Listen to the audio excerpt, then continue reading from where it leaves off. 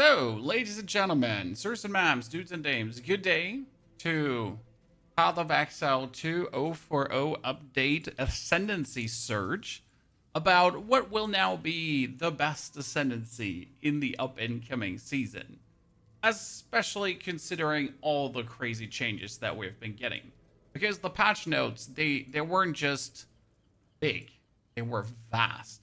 And there was so much in there. We already reviewed everything in a video, so in case you missed the video, it's on the channel. But today I wanted to go over all the changes here live and write down a few choice points of what will be good. And we're going to begin with the Pathfinder and the changes to the Pathfinder, what pretty much happened. We are losing Contagious Contamination. Contagious Contamination is the poison spreading. However, the most damaging poison on enemies you kill is spread to other enemies of 1.5 meters. That one we should be able to offset worst case scenario if you wanted to play poison, right? So let's check under gems here right now. If I go for the Herald of Plague, which is a tier 7 Herald, though, a tier 8 Herald. Spreads the most damaging poison enemies you kill in a 1.7 meter radius, right? It's not like that we're going to miss out on this. And Vinna, good to see you there. So good to see you there. Absolute smash in the patch notes. Honestly, the patch notes were great. Sure, nerfs in there, but not many nerfs. When do we get tier 8 again? So tier 8 would be 7er Spirit Gem. We have Plague Bearer, but we don't Herald of Plague. Herald of Plague would be with level 26. That's okay. That's actually really good. So what we're going to do is we're going to write some notes today. Let me actually swap this over to the dark mode. And we get the best Ascendancy. So we get Pathfinder. How was the Jiggy called? So we get Contagious Contamination. Contagious Contamination gone. Can be offset with a Herald of Plague. Level 26. Also, the interesting part now is that if you play a poison build, okay, only 2 points are needed for overwhelming toxicity. So that's really good. It makes everything stronger. We actually got, you know what, let me put that up here so we don't have to be. Only 2 points needed for overwhelming toxicity. Bonus poison stacks. So that's pretty strong. New season high risk. New season starts on the 12th, and we are today figuring out which is now the best Ascension. We're going to go over all of them, every single one. So we got the Deadeye, the Pathfinder, Amazon, Ritualist. So all of them get changed. Every single one actually get hit, apart from Lich. Lich is the only Ascension that did not get hit.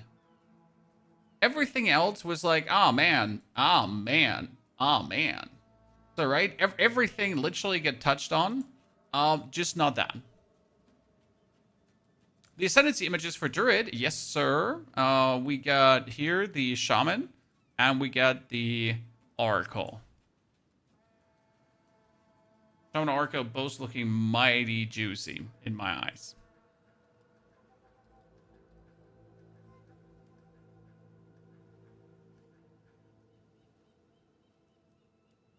We're here to investigate. Okay, so, but we're with a Pathfinder. So we're going to go step by step through. We're going to touch on everything. If you have questions, just ask away. You mend these. Let me see what link you get there, brother man. That is a ginormous link, Udi. Oh, where did you get that one from? That's great. We can look at it later. I think this might have leaked earlier. What we're talking about is the damn. Gain 40 spirit for each available empty charm slot. That's pretty good. Passive skill point, maximum rage, elemental resistance. We didn't see this one here. This was take less elemental damage per adaptation, matching the adaptation type. I wonder when did they leak? Because these are definitely not meant to be out there yet. Okay, I'm gonna put this one in here. Thank you, brother.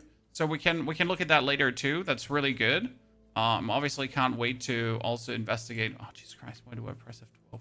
I can't wait to investigate into that one too. So we got both the arc on that. Perfect, thank you. So they're going to be added to our talk. Explosive Shot survives 04 nodes. Explosive Shot is even stronger, brother. So Explosive Shot, I don't think got anything. We get Explosive Spear, which is actually going to be a whole playstyle. Explosive Shot itself is still on top. Grenades didn't get changed at all. Like if I put grenade in there, right, we have oil grenade and voltaic. That's it. Nothing in grenades. Grenades are fire, right? You want the links to the images? Yep, we can put that in the chat as well for everyone. So this is Shaman. And then we got the Oracle. Here you go. Put out. Should be landing to everyone. So yeah, the Explosive Shot is there, and Deadeye get even stronger. Because Deadeye is actually getting a Mirage Archer ability that allows to do more explosive shots. We'll get to that in a bit. I want to finish the Pathfinder first. We're also losing Practical Remedies on the Pathfinder. But Practical Remedies did not really matter because it was this one, the immune to freeze, shock, and so on. No one ever played that. Sure, it was fancy to be immune to freeze, but it is what it is. Intriguing is that we can now put only 2 points for sustainable practices. Right? So we have Practical Remedies gone.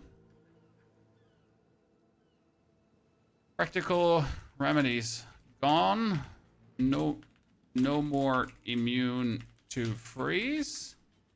Only 2 points needed for bonus damage reduction. Because that's the crazy part, right? With 2 points, you can get 50% of evasion rating, also grants elemental damage reduction. Bam. Isn't that insane? And Vina, do kids place shoes? Yes, my kids will place their shoes in front for the St. Nicholas Day, too.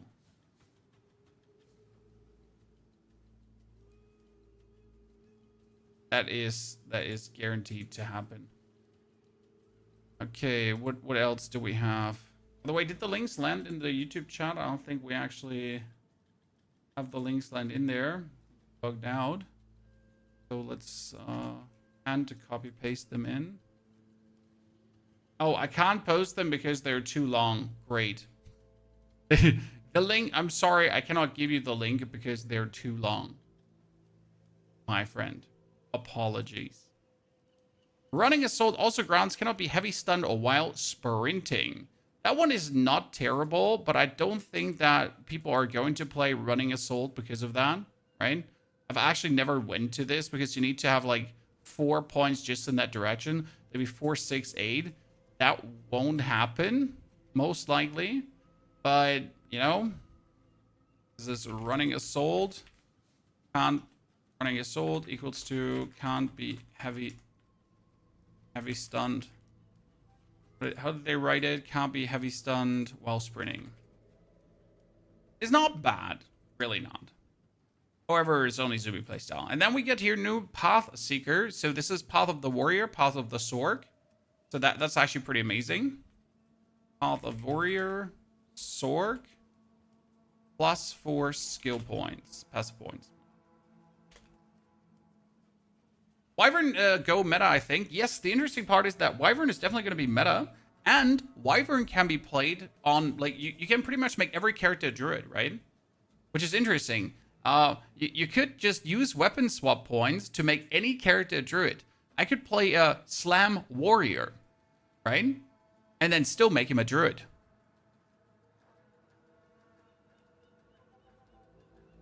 I'm personally looking forward to Wyvern the most. That doesn't change the fact, though, that not everyone wants to play things, and that the actual Pathfinder, for example, will make an insane Druid. Why will Pathfinder make an insane Druid, chat? So the funny part is, Pathfinder can, with 2 skill points, start in the Warrior tree. So if I want to, I can begin as a Pathfinder, and I begin here, right? Which is suboptimal. This wouldn't be good. However, if I put in 2 passive points, can allocate passives from the Warrior starting point. What? Yes. So I put 2 passives in, and I can instantly start going over this side and just go into the Druid tree and get me whatever I need, right? or give me like both, whatever I need. So it would be super simple to make a Pathfinder Shaman. Especially you got Traveler's Wisdom, now requires Path Seeker. Traveler's Wisdom now instead grants attribute passive skills offer additional options. So if you're going here for the Strength, Dexterity, or Intelligence, you can also take bonus damage and defense, which is fire. This makes Pathfinder potentially the strongest build in the game, depending on how well it scales, right? So you got Traveler's Wisdom. That would be 5% damage. Instead of attributes, 5% defense, 5% damage, defense, instead of attributes.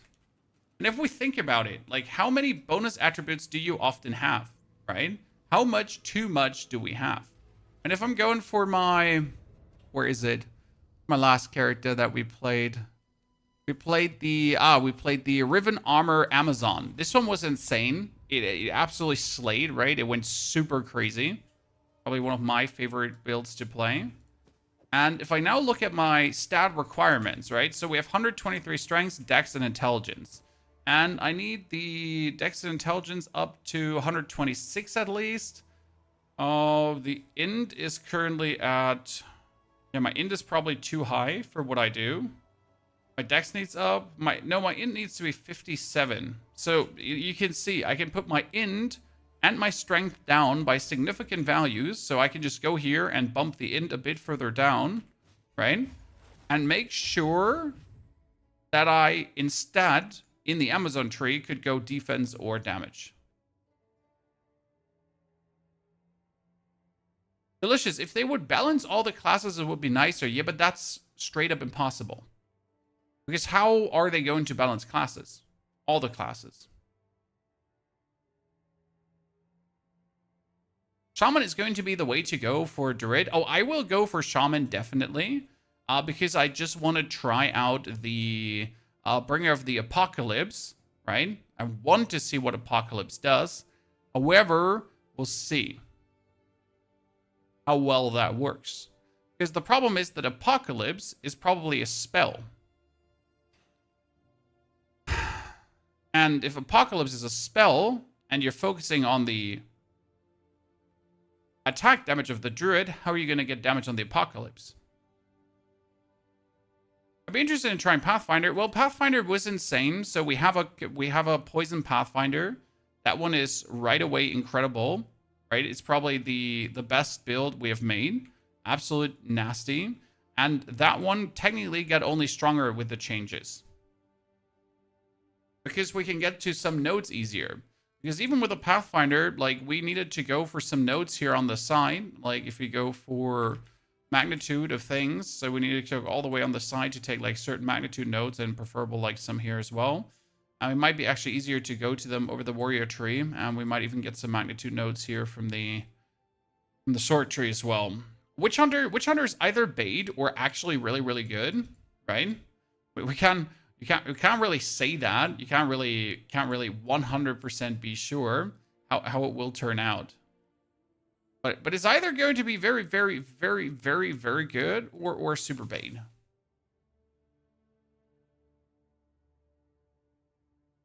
Leave the strong buff of the week up. I'm totally with you, Caleb. I think we should buff the weak and bring this buff the weak and keep the strong the same. I mean, Pathfinder, for example, was always strong. With this, it gets stronger, but it gets stronger also close to the Deadeye. Because let's look at the Deadeye. The Deadeye is obviously insane, right? We all know that Deadeye is just right away nasty. Deadeye is nasty supreme, right? And Deadeye get even stronger now. Which is crazy to me. Because the first thing is Tailwind nerfed. That's the first thing that happened to Deadeye, right? So we got the Tailwind up here is now giving less skill speed and less evasion. Tailwind nerfed. Less skill speed and less evasion. Minimal though. So we're losing here 10% overall. And that is for less evasion is overall, we're down to 10 instead of 15. With 10 stacks, it's 100%, right? It was 150% evasion because it's obviously per stack. So we're losing 50% evasion. Percent overall. But you get deflect, so that's kind of cool, right? So this is actually nice, right? It's not terrible. You lose here the 10% attack speed, right? It used to be 30%, now it's 20%, and this is going to be 100% instead of 150%. But we get prevent damage for deflected hits per stack, right? So it's another 10% deflected damage, which is actually good.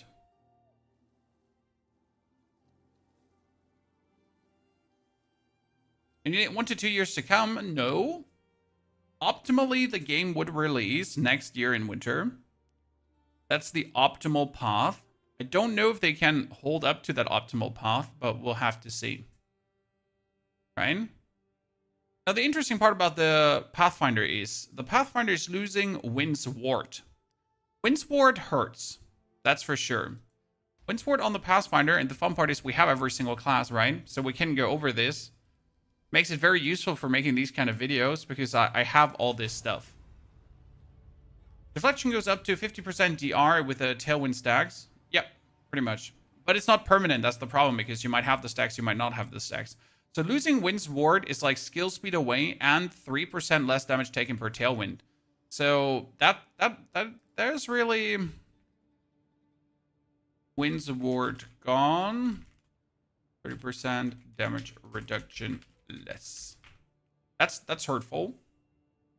Then we got Bullseye now requires called shots. This means that you can't just choose to go for the mark consuming. You have to go for called shots and Bullseye together. Which often is the case, right? If people play the Deadeye, they go for the automatic marking, and then they also choose to go for the Bullseye for the critical weakness.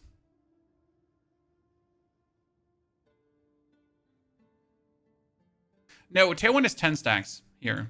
Maximum 10 stacks. I'm not sure if there was something that increased the Tailwind stacks. I might be forgetting. Tailwind has always been 10. Always.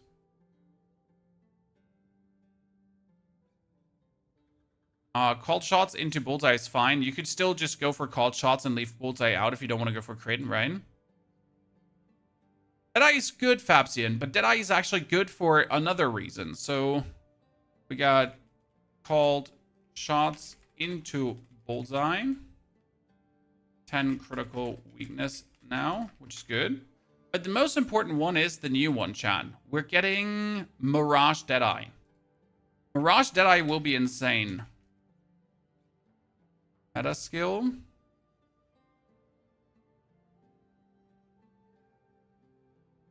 This will do bonus grenades, bonus siege cascade.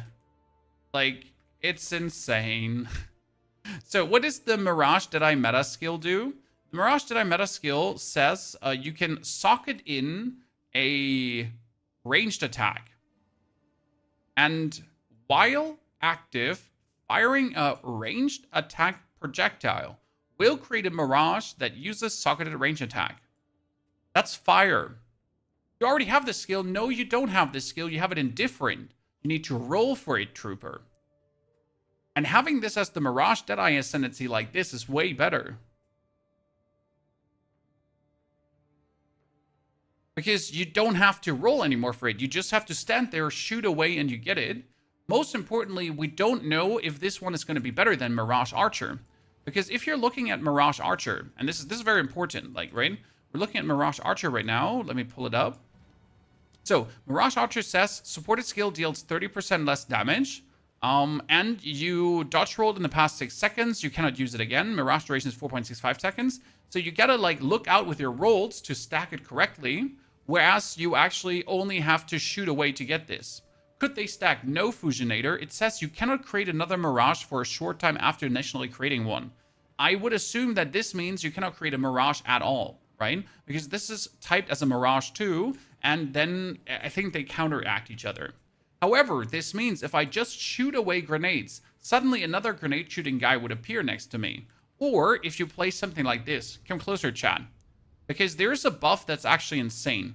We get currently the Riven Armor Rapid Fire. This is a Amazon. Okay? This is an Amazon. One of my favorite characters. It's insane currently. And the way how we're playing this character is with Siege Cascade. Okay. Let me actually, here, give me that quickly. So this is my Siege Cascade character, and by the way, Siege Cascade is getting buffed. It's already insane, but it's getting even more insane. So Siege Cascade on this character currently has me load high velocity rounds, load fragmentation rounds. Do not have Siege Cascade skilled? Oh, load Siege Cascade.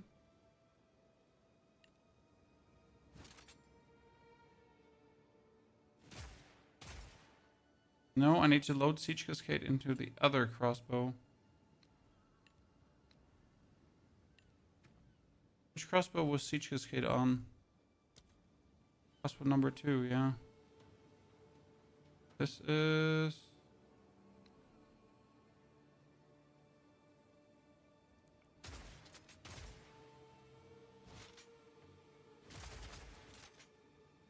Doesn't let me shoot. Great. Ah, now he lets me shoot again. Thank you. The Siege Cascade was like kind of nifty, right? Because you just stood there and did this, right? And I just killed everything. And they actually buffed Siege Cascade even further. Because you pretty much like run around and you shoot it up, right? It comes down, it kills it all. And the more enemies there are, the better it is. So the denser the enemy density, to the cooler you have it. And this Siege Cascade spamming that has brought this character all the way up here, right? I mean, like, look, just look at it, right? It's beautiful. If you now play a Deadeye and you have this coming bonus from the sky, that's kind of nifty. I like the idea of it. However, they buffed this even further. Right, Chad? So, Siege Cascade is getting another damage boost by 40%. Which is crazy. Because currently the Siege Cascade says, as a quality gem, that it gets 80% more damage against immobilized enemies. Okay?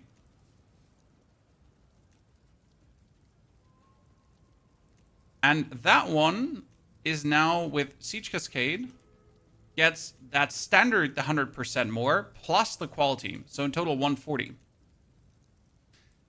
And if you then play a Deadeye, right, and we get the Mirage Archer that shoots also Siege Cascades from the top, that's, yeah. That should be beautiful. Roa is being buffed, yeah, but most people don't care about Roa Mount. I am Moo. I know there's a few selected tryhards that care about Roa Mount, and I say selected tryhards. No longer increases your movement speed. Now has 100% reduced movement speed penalty from using skills while mounted, previously 80. So you can just zoom around, quotation mark, quotation mark. I don't see many people actually playing Roar Mount because most people still don't care about the bonus this actually does provide or not provide. It is, though, it's not bad, right? So Roar Mount is definitely an option.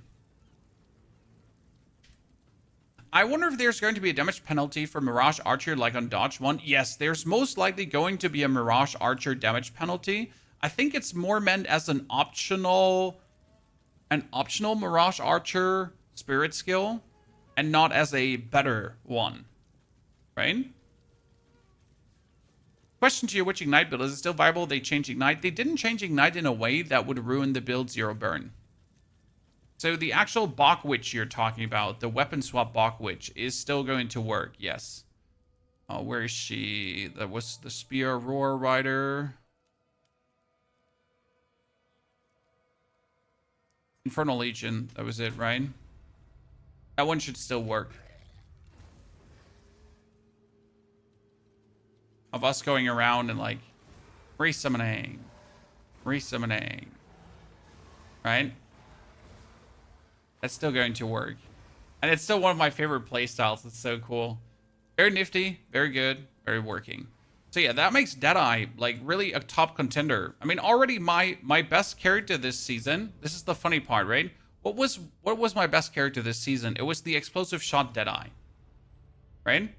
So it was this Deadeye here that was running 2 crossbows. I had all the grenades, but I was mostly killing people just with this. Because if you actually went through a map while shooting, you would automatically reload these explosive shots. And now by shooting, I could use the Deadeye Mirage to create bonus thingies, right? So currently, this dude, he has like, here we get the point blank, we get the endless munitions, and I get the wind ward. But if wind ward doesn't exist anymore, well, guess what I'm going to do, guys? I'm going to put the wind ward out. I'm going to get myself this Mirage Archer, and now I'm going to have this Mirage Archer shoot out grenades as well, and I'm just going to clear maps while shooting explosive shots, and that automatically reload because we're playing double barrel that says on heavy stun you reload. So yeah, I can literally infinitely shoot my explosive shots and just go through a map, right? What's the best class? I mean, currently it looks like that the top contender is still going to be Deadeye. And Deadeye is only going to get stronger. So that's that. Here, let's quickly throw this on a map, chat. Oh, we actually get this one open. Yay.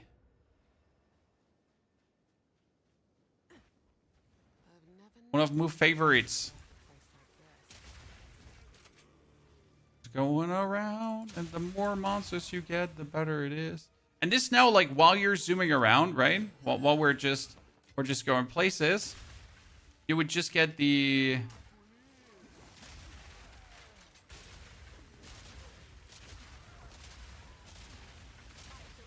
And now imagine this, like, with this Mirage Archer thingy that just automatically will happen on the side, and you're just going. And this is like without using my grenades, right? It's pretty much just using a fraction of the potential power you have. And here now unleash grenades, and everything is over. And that whole thing will just get better. What about Tactician? We're going to talk about Tactician in a bit, because Tactician is also on an interesting path. However, Tactician didn't get buffs apart from Siege Cascade becoming stronger. And that is actually an inherent Tactician buff, right? Because if Siege Cascade obviously gets stronger, then Tactician also gets stronger. Thank you for the thawing. Goodness, like this build was like my favorite just random zoomer. I just want to kill Husk really quickly, chat, because we got this. So yeah, I really believe that Deadeye is going to be crazy with this. What do we get? We get this, there, then thy, this, there.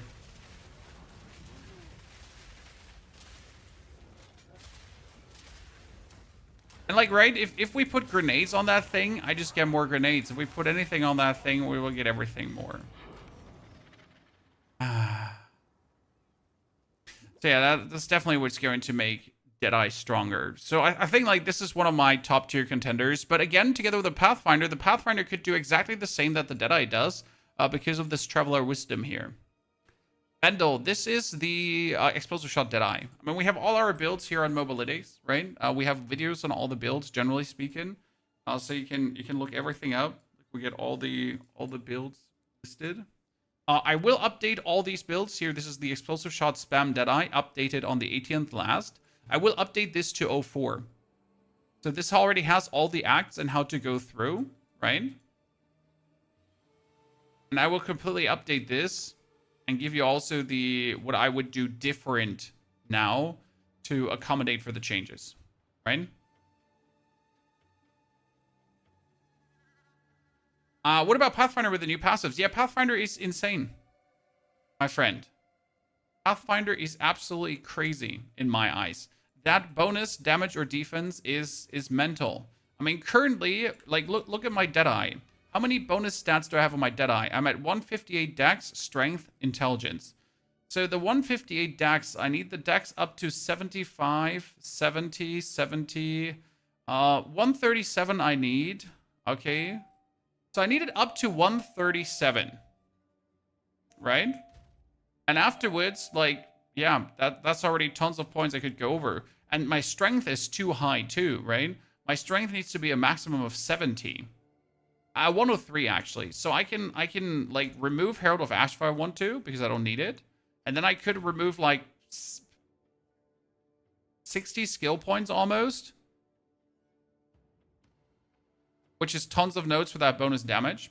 What I wonder is, did it say increased or more damage? It says increased damage. So this is just additive.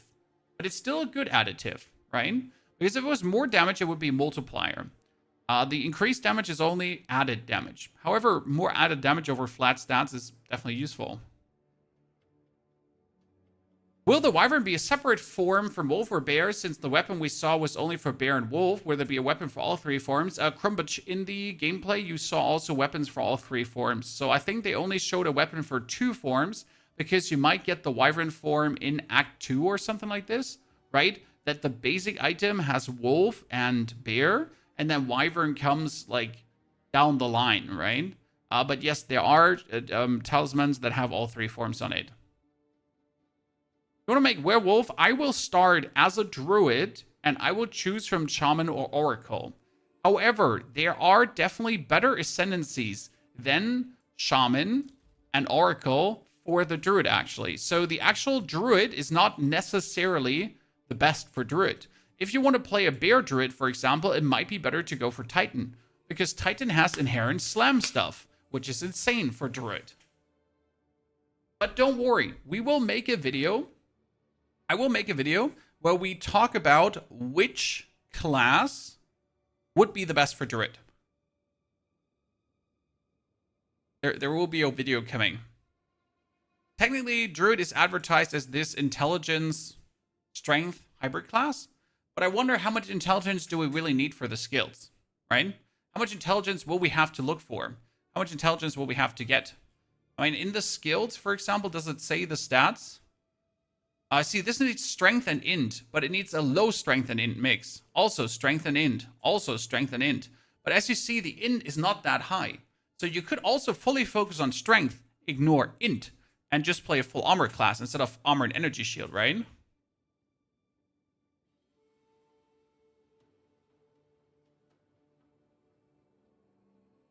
That's something to consider. Chris, we already know the full ascendancy of Shaman and Oracle. Ta-da. We have it. We'll talk about this in a bit. But we're pretty much like, we're going in the next hours. We're going through this. By the way, I'm going to make this document available for all of you later. Okay, we got the Amazon chat. Oops. Amazon, for example, is going to make an amazing Druid. Yeah, you heard right, Chad. Amazon is going to make an amazing Druid. Why is that? Shall I tell you?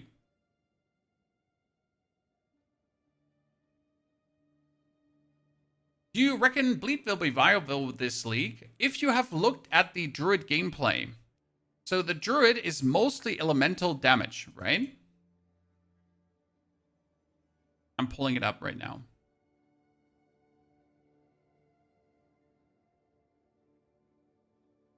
Druid is mostly elemental damage. Hi, I'm Jonathan Rogers. Hi, Jonathan. Nice to meet you.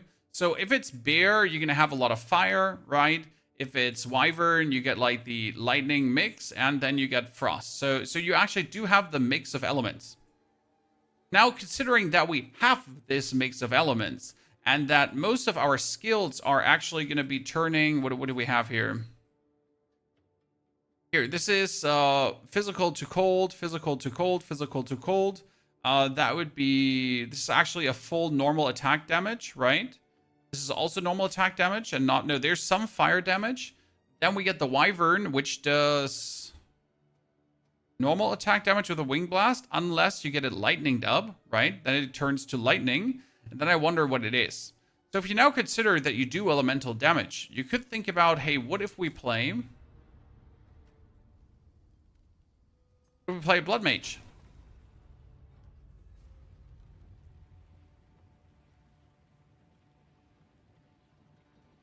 What if we play a Blood Mage and go for Elemental Bleed? So we got here, what was it? Bleeding you inflict on cursed targets is aggravated. Elemental damage also contributes to bleed magnitude. So what if we just focus on our Wyvern, Bear, or Wolf to be to do blood barbs? What then? Blood Mage Wyvern could work, right? And then you're gonna drop the life remnants consistently, and they're gonna heal you while you're using your skills. You could get the bonus physical damage here from the Sanguine Tides as well.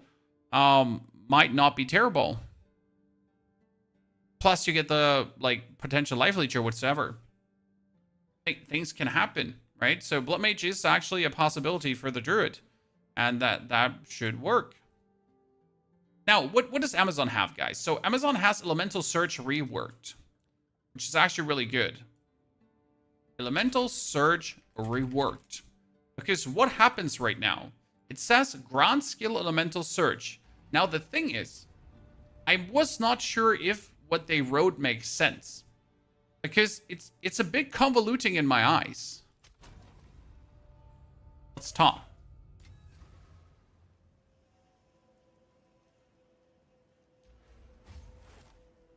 Elemental Surge currently says, when you consume a power charge, you get a cold surges, endurance charge, you get fire surges, and frenzy charges, you get lightning surges, okay?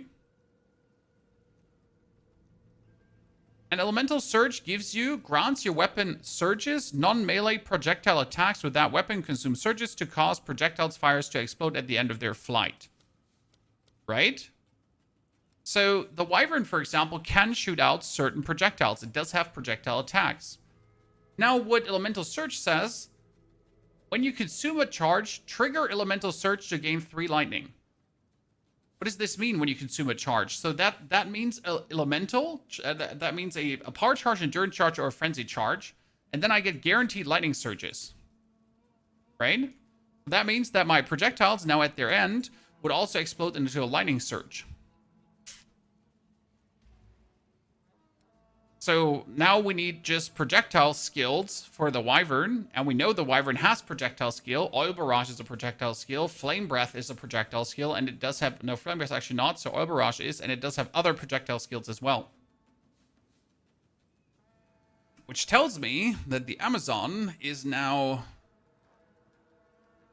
Consume charge for Lightning Surge.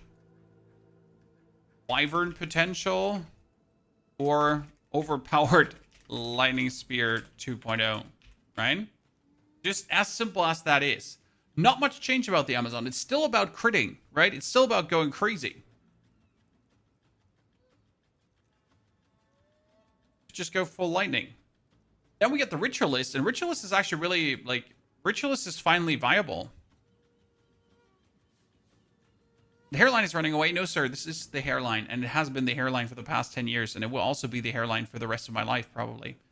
Nothing is moving away. It's set in stone. But thank you for your concern, brother. Appreciate it. So, because the ritual sacrifice is now up to 120 seconds, guys.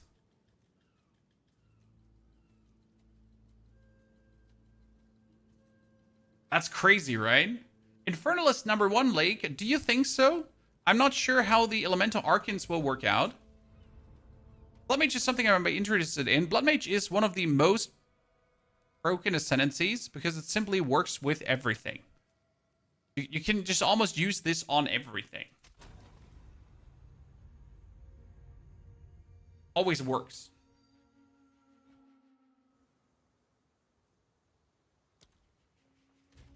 So, Ritualists here get the Ritual Sacrifice, right? Whisper Demands. And that Ritual Sacrifice currently, Ritual Sacrifice can be used on yourself to remove your max life and grant a random monster modifier, correct? Problem is, this runs out after 18 seconds. Well, now it will last 120 seconds, plus another 20% from quality. plus 20s from quality. That's crazy. Would you consider playing it? Would you consider playing it? Plus, Blood Boil equals to 15% more damage to the target. Yeah, you heard right. So we get the Corrupted Life Force. The Corrupted Life Force is the Blood Boils. The Blood Boils say enemies in your presence just get Blood Boiled. So they just have to be in your presence, right? And boom, instantly they get a Blood Boil. Might it be a boss, right? Or whatever. And then you just do 15% more damage to them. Just like that. That's actually good. And obviously on these 2 points, so we put 2 points in here, right? 2 points of the sacrifice, 2 points of the blood boil, and then you do, oh yeah, sure, I'm going to get 1 ring slot, and I increase the power of my rings. Boom. Actually a really good Ascendancies. It doesn't work on bosses. Yeah, I haven't played Blood Boil so far, so it works only for clearing, but not for bosses. So that would be like just a random Ascendancy to play with whatever, to be honest. If you don't need any kind of elemental bleed or crit requisites to make it work, right? I would play a female wyvern character, not a male druid like an Amazon or blood mage. I hope it's the way to do this. Yeah, sorry.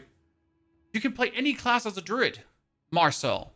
You just need a talisman. You do not have to play a druid to be a druid. Welcome to Path of Exile 2. Path of Exile 2 doesn't give a flying fuck.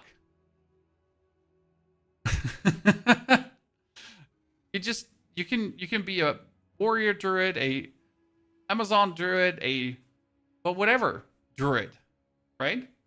By the way, we get for the Huntress, for the Deadeye has Explosive Spear buff.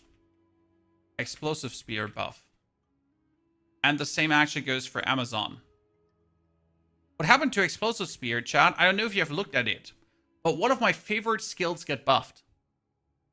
So the Explosive Spear says, read this. Now gains 1 limit of Lodge Spears every 8 gem levels. That means at level 24, you're going to get +3 spears. Okay? And it get another 200% more damage.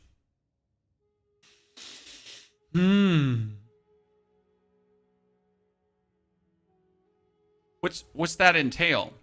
Well, currently the problem with Explosive Spear is that you throw it, right? And you can't throw another one. It's going to detonate after 2.5 seconds. It goes boom. Limit to Lodge Spears is 1. But at level 8, you could do 2, then 3, then 4. So you can pretty much spam these like crazy and have a whole field of shit just explode without having to play Overabundance. Because usually, in order to make Explosive Spear work, the very first thing you have to do is you have to go for supports, and then you have to get Overabundance, right? Otherwise, it doesn't. And that was shit. I don't want Overabundance, right? Yeah, multi-shot Explosive Spear, here I come. It could actually work, but I think it's actually not what you want to do, Moo. You could play this on a Deadeye. And the Deadeye has the Ascendancy for the bonus projectiles being thrown. So you could already get like the Skilled Fire additional projectile, go Explosive Spear, that's 4 spears, bam bam, map explodes, Explosive Spear, like, and so on. Problem is you would still have to get fast forward, right? Because they lodge in and they have to explode. So without fast forward, it would probably feel awkward.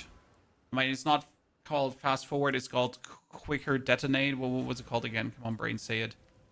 Double check quickly. What was the one called again? Detonate. We had short fuse. Yeah, short fuse. So you could do 40% less detonation time.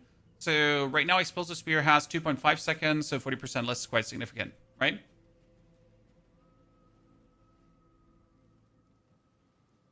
I don't know if this is enough. Okay, chat?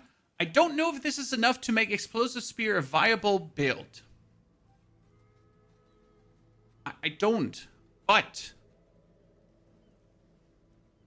I think it could be fun. interestingly enough, if you would play this as a blood mage,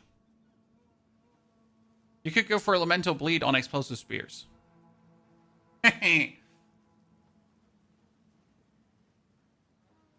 Right? I mean, they do elemental damage. How much do they convert? Does explosive spear convert? Explosive spear converts. It's only 60 of physical to fire. The explosion is 100. Ha ha ha ha ha. So the explosion itself, when you have it frenzy charged, would be 100% fire damage. Yeah. I mean, technically, you could then ignite and bleed, so it's a bleed ignite build. And then we go for magnitude of ailments and go like... Rrrr. Sounds possible, chat? Sounds possible, right? Smith or Titan will work nice as a druid. Smith or Titan will work nice as a druid. Yes, sir. Have you theorycrafted a Merc druid build? We're not there yet, Brockham. We are currently going step by step through the Ascendancies. And then we'll just, like, we make a separate video where we look which is the best Ascendancy for druid. So this is right now just wrapping again together, kind of which Ascendancy is good overall, no matter what you're going to play. If you're going to play druid, if you're going to play, right? And then we're going to go to what is good for druid.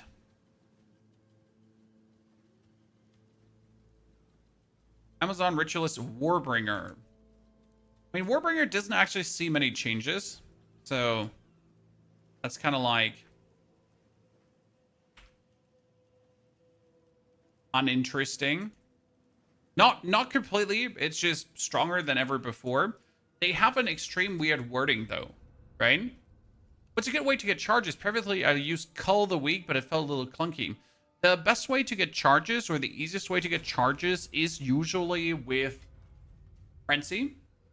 Combat Frenzy. That's just guaranteed charges. So, we got...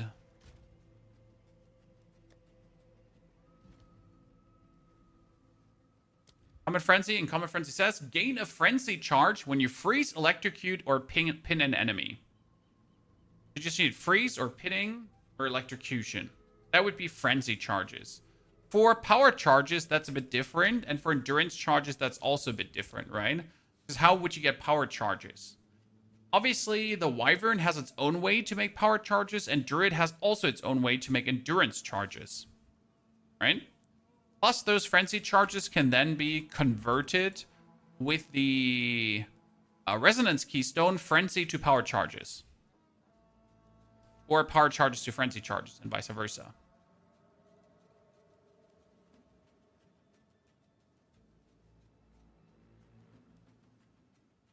Yeah, Electrocute would be easy with Lightning Spear. Exactly, Electrocute is easy with Lightning Spear, and then you just get yourself the Frenzy charges just like that. Does Druid have fire spells that can be turned into Purple Flame? I mean, so far from spells, what we have seen is only the Volcano, Izio, to technically be turned into Purple Flames.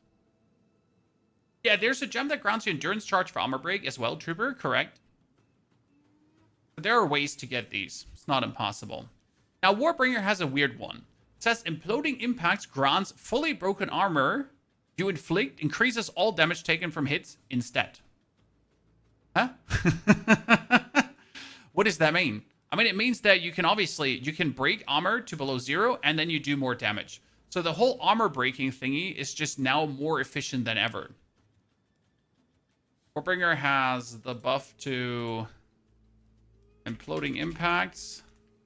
It's to armor breaking 2.0 pretty much.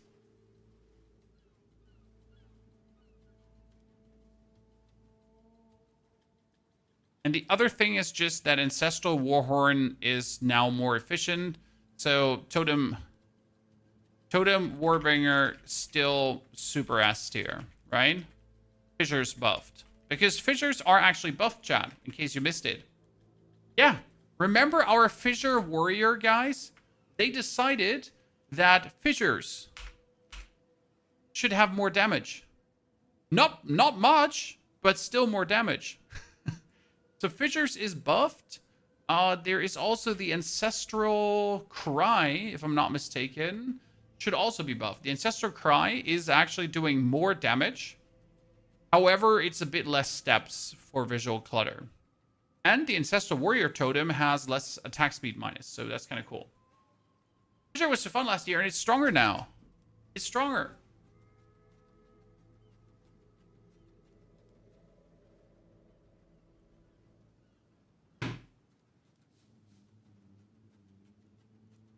How is that not absolute fire, chat?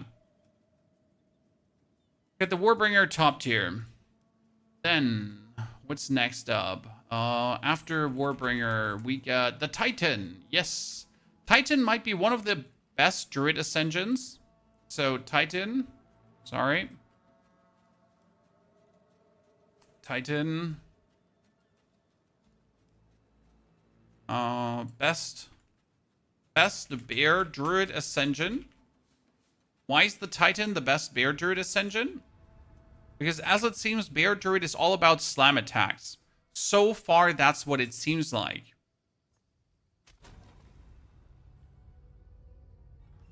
By the way, Phil, thank you for your subscription and support. Thank you for the 99 months. Sorry for missing that earlier.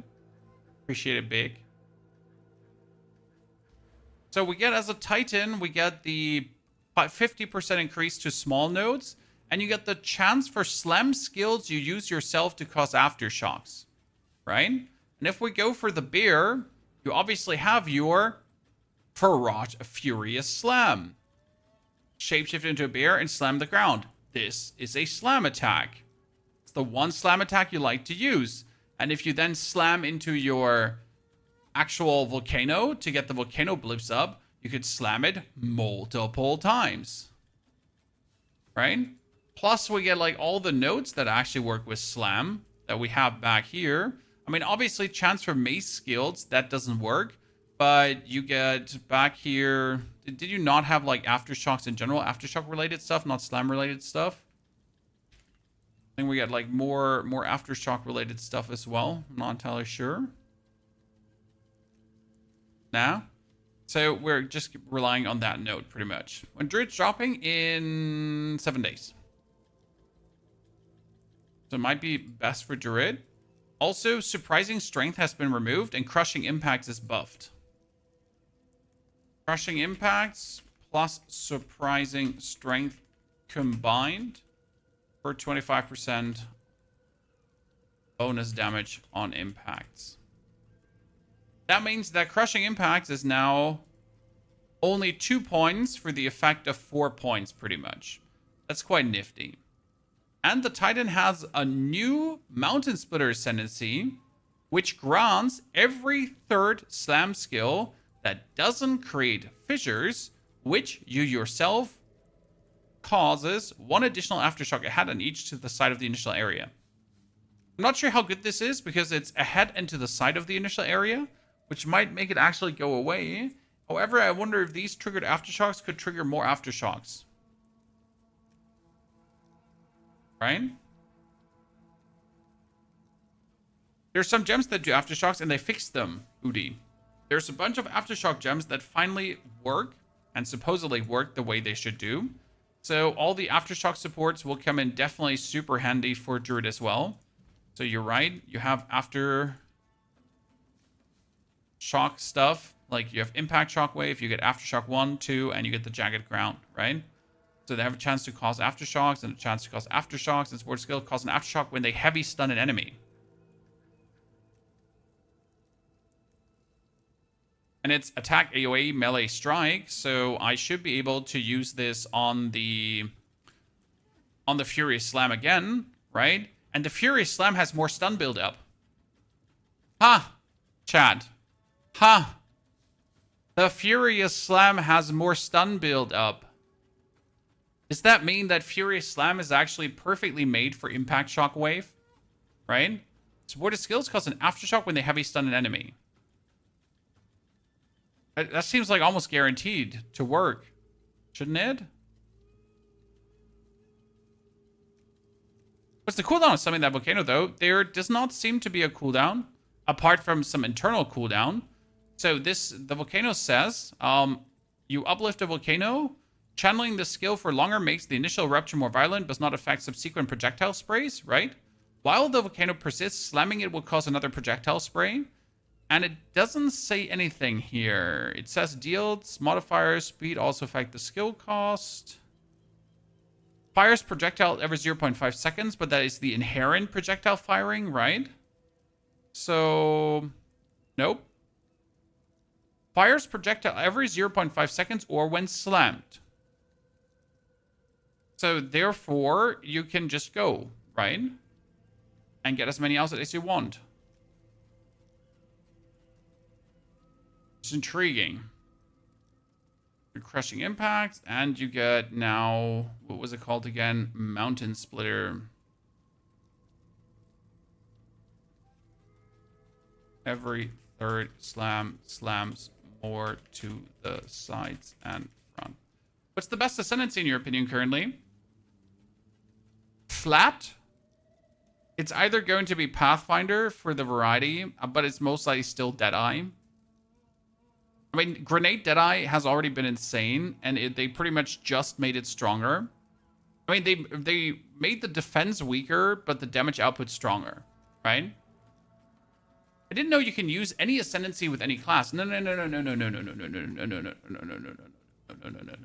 You can use any weapon and any skill and everything with any class. However, the classes still have their Ascendancies. So a ranger will always be a Deadeye or a Pathfinder, but that doesn't mean that they have to play bows. They can play crossbows, they can be a shaman, they can use spears, right? Skills are free of choice. You can use any skill with any Ascendancy. Sork with increased limits for more volcanoes. Yeah, did it say for the volcanoes that there's a limit how many volcanoes you can have? Yeah, it has limit to 1 volcano, which means you could play overabundance, but the volcano is a AoE projectile sustained fire duration channeling skill. If you're now looking at I need the path of building. The Stormweaver Ascendancy,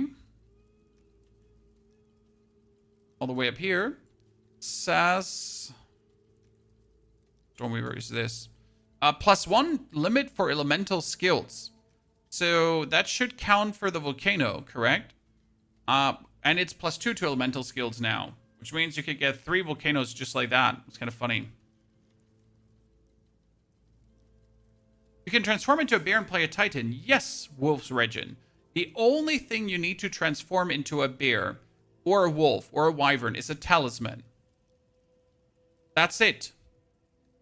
That is the thing you need. As soon as you have that, you can transform anyone.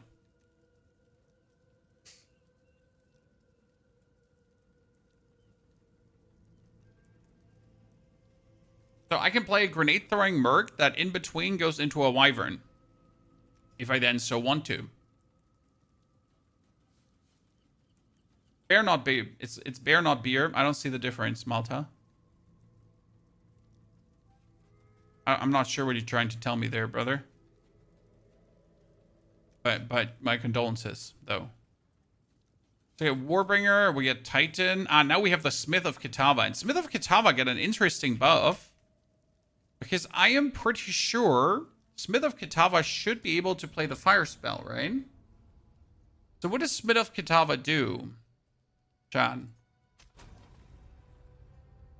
So we have fire spell on hit equals to leaping volcanoes. Right? Smith of Kitava has the skill Heat of the Forge, and it says gains 3 energy per power of enemies you hit with melee. Attacks modified by this percentage of the enemy's ailment. Threshold the hit will deal. Increased energy gained. Can only socket fire spells. Triggers all socketed spells and loses all energy and reaching maximum energy. I mean, this means it should be able to get the volcano, right? The volcano is a fire spell. Doesn't matter if it's channeling or not, because you don't have to channel it. You can just cast it, and the volcano duration is 8 seconds. Only that channeling makes it stronger.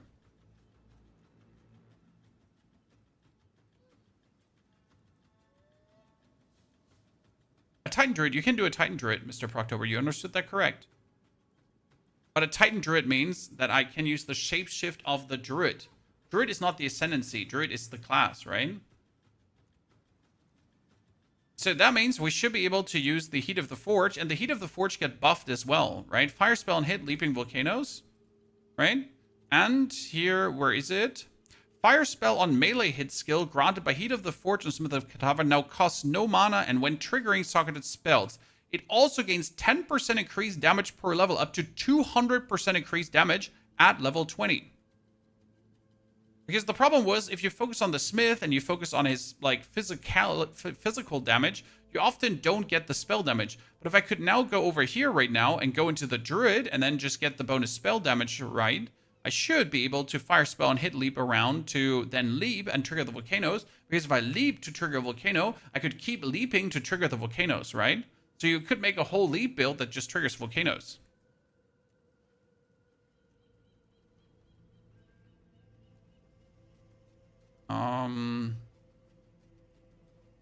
Spell on hit equals to 200% increased damage on level 20.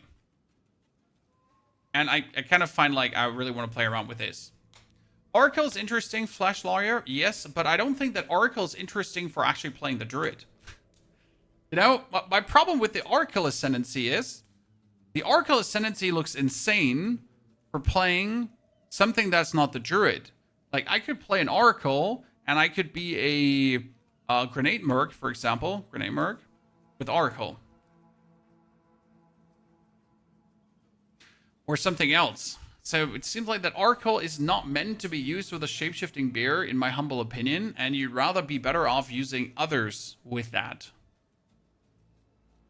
For Oracle, we need to know the extra nodes in the passive tree. No problem. We can talk about that in a bit.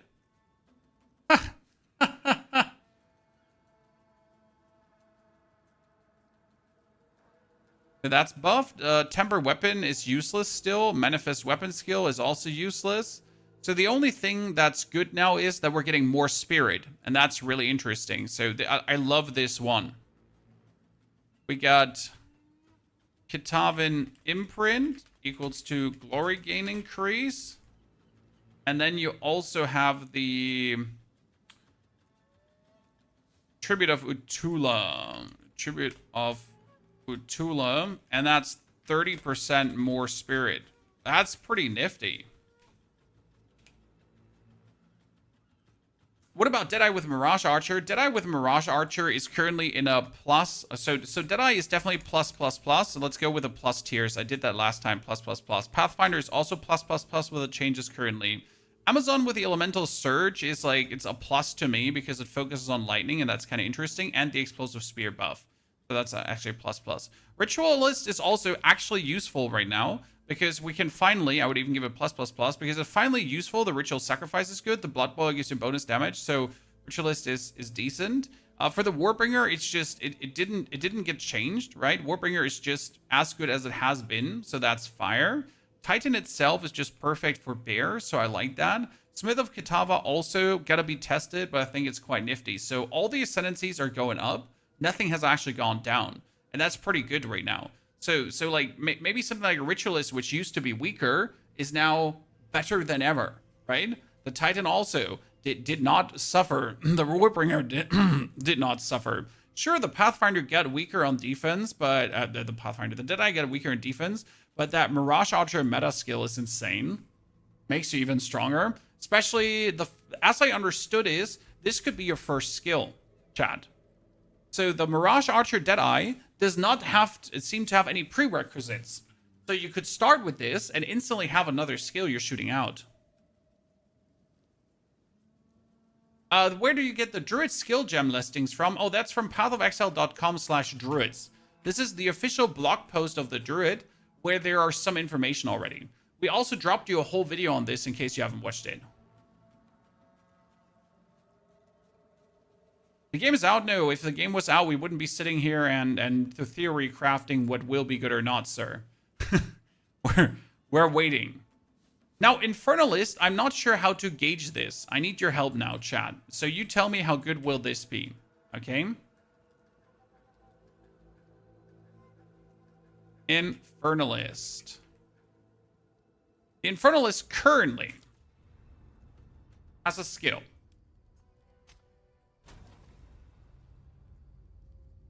Where's my cool Infernalist that we played last? Done. A lot of sleepless nights ahead? No, not really. I'm just going to be having a lot of videos to create and to drop for you, and they're all going to be super fun. You can use Druid skills on Mirage Archer if they're projectile skills. Yes, Phoenix. But they need to be attacks. Phoenix, I think Mirage Archer needs attacks. So you couldn't, for example, be using the... you could not use the Volcano. That's a spell. You would have to find a projectile skill like the Flame Breath, for example. The Flame Breath, Oil Barrage. Or you would have to find like the actual fire projectile vomiting that the Wyvern could do. Because the Wyvern does actually have a fire projectile vomit. But, like, everyone has been looking at the Wyvern here that does lightning damage, right? But the most interesting part of the Wyvern has actually not been the lightning damage. It has been, in my eyes, the fire projectile shooting. Because your first basic breath attack you're actually getting is this. So you can make the totem. Okay. You can make the... What's it called again? Volcano. And then you can shoot these fire breathies out. So you make the Volcano, and then your fire breathies, they will actually trigger the Volcano. So I can cast Volcano and then go, and everything just triggers. So that should actually be very intriguing. Steven, thank you for gifting a membership out on the YouTube. Steven, that's very kind of you. And I think that could be potentially strong. I mean, this looks like a fun gameplay loop for someone who levels a Druid as a Druid. If that makes any sense, right? I really like your super compact hideout. Shall I tell you a trick about hideouts? Do you want to know? Chat? There's a website. Now, I'm about to blow your mind, chat. Okay, but that's the only thing that's being blown today. It's called hideoutshowcase.com. And that website showcases hideouts that you can import. So this is hideoutshowcase.com. I go for MTX free hideouts, and then I look for POE 2 hideouts, right? That's what I did last time. I pretty much just went around until I got myself a decent POE 2 hideout. And you can just import this. So this is the Tiny Rest, right? This one is here made with a felled hideout, and it needs no MTX. And it shows you like pictures of what it would look like, right? How it's made. And you can here download the file that you just simply import into the game, and you straight up have this hideout. So you can pretty much just look for whatever you want and just get yourself a fancy looking hideout without having to... Here, this is mine, I think, the Shoreline Hideout 5, if I'm not mistaken, or mine's similar to that. Right? It's not like I put the effort in. I certainly didn't. I just imported one and it was fire. So that created this like really good looking one.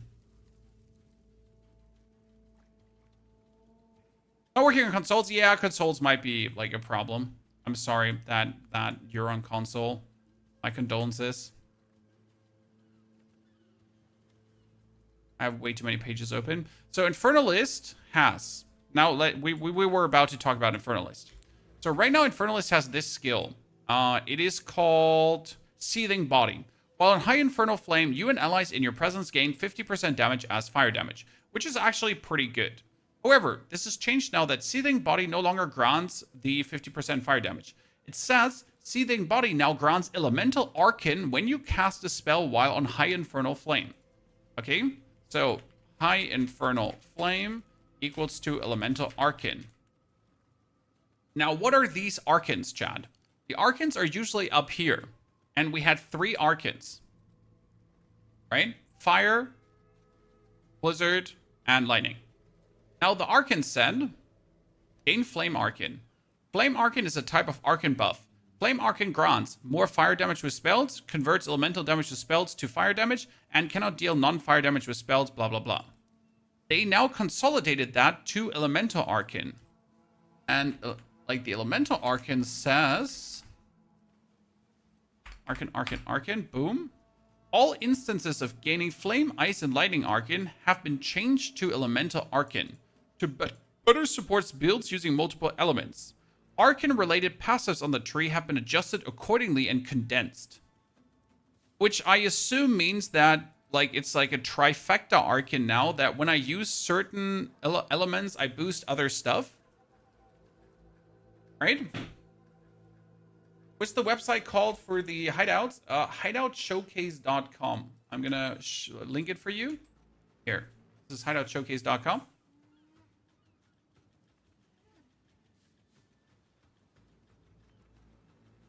It's really useful.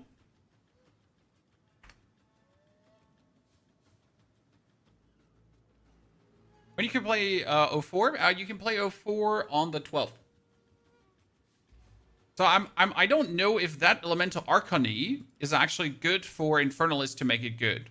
I feel like this is like a plus minus. It pretty much is the same, more or less. I don't even want to give it a rating, right? Of straight 50% bonus. Straight is not written like that. Oh no, a straight. Oops. So for infernalist, it's pretty much if you had a good infernalist build, your infernalist build is still good. Now we get blood mage, and nothing changes about blood mage as well. Right? Blood mage is exactly the same.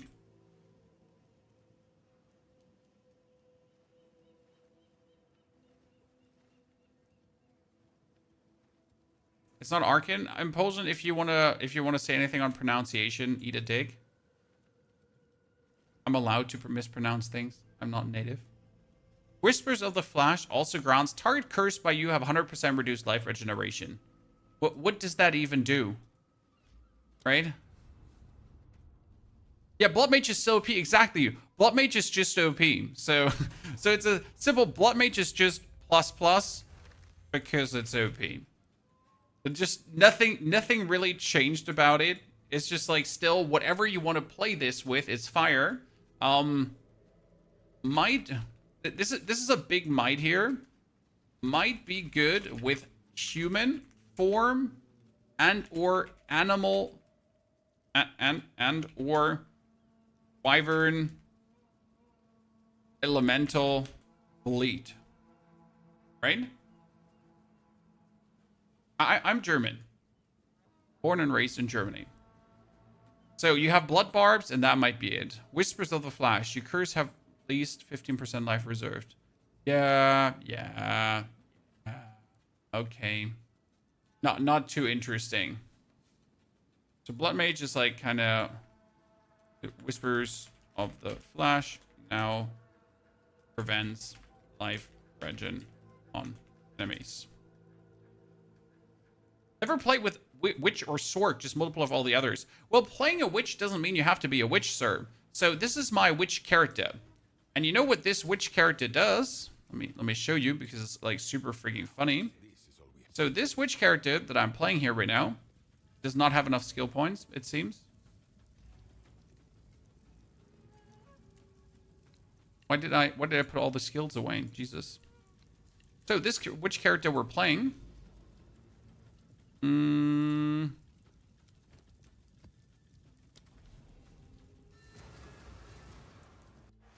is not a witch. She uses the plague finger together with a spear and a scepter, and this leads to me just going around and throwing lightning spears, and these lightning spears, they bleed and poison. This is one of my favorite characters because it's just so stupid what he does. So every throw I do does poison, and it does lightning damage, and it does bleed. And when I fight a boss, for example, you actually stack all of these up, and then you go in with a rake for even more, so that like look at the bleed and the poison and everything, and then I can explode that if I want to with my blood hunt. Right? So you're pretty much just going around. This is not a caster. This is someone who's just throwing spears and having a good old time. And if I have more spirit, I could also use my mount, but I don't have enough spirit, right? And obviously this one needs a way better spear because the spear is actually not that good, sadly. I need at least like another 200 DPS more, yeah. But this is like what you can do. This build is so funny. It was one of my favorite builds personally, mainly because of the plague fingers. So you just poison, you bleed, and that. And if you're fighting a boss, right, you just rake jump the boss, and if the combo hits the right way, the boss just literally dies in one rake. Right, you just do one of these rakes, and it just does so much poison and bleed and everything that he just dies. Oh, and if he survives, you just go then for the Blood Hun to explode him. Right? Here, that's another elite. Let's go away. Go in. He's bleeding. And explosion. Same here. I'm going away. I'm going in. He's bleeding again. And poison. And boom. So, right? That's the fun. That's the fun about this. This is why Blood Mage is so good, because it's so versatile.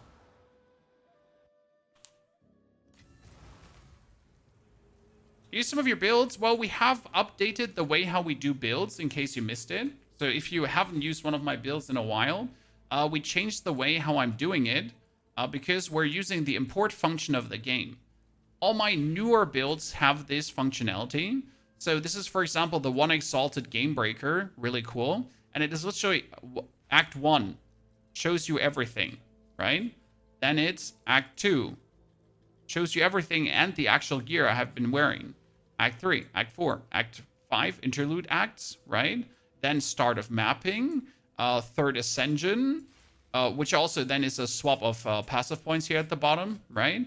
And then we're going also for the fourth ascension and the arbiter down, right? So the whole playthrough, like literally every single step of the journey, and that's all the newer guides have that. What about Monk? Monk got buff nerfed. But we'll talk about that in a bit because Hollow Palm got hit, sadly. Okay. Hollow Palm got hit, and that's a bit of a bummer. We don't know if Hollow Palm will get weaker from this by much. Okay. So, Stormweaver has a good thing. It says multiplying squalds grants 2 to elemental skills. Multiplying squalds.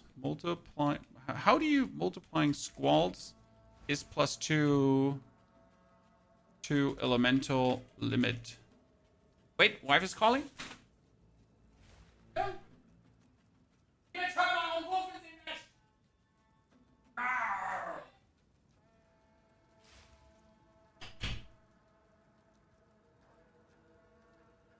Druid? Oh, I will definitely play Druid. There's no question. Lightning Arrow received some nerf. Lightning Arrow did not even a small nerf, big nerf actually.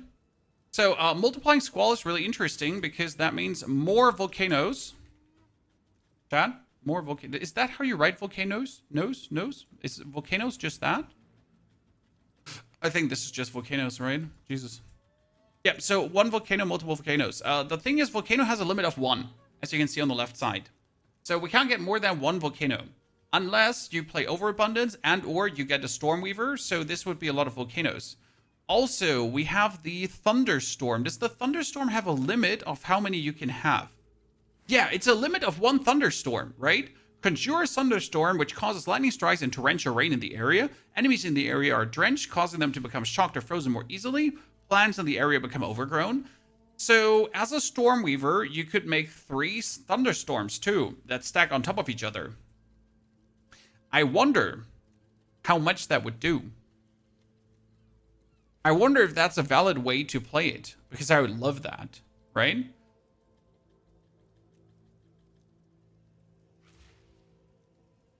Yeah. Can we... So, more volcanoes. More thunderstorms.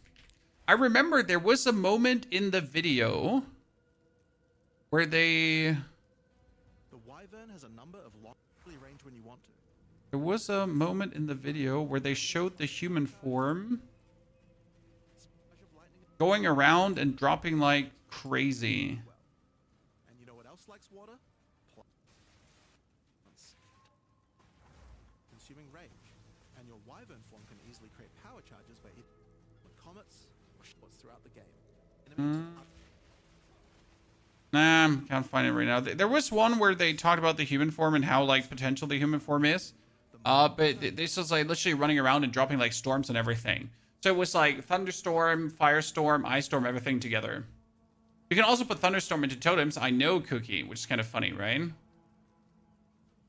What was the support that makes storms follow around? I'm not sure if it's listed here. We got Accelerated Growth, Echoing Cry, Tectonic Slams, Batir's Vengeance, and Sibok's Rending.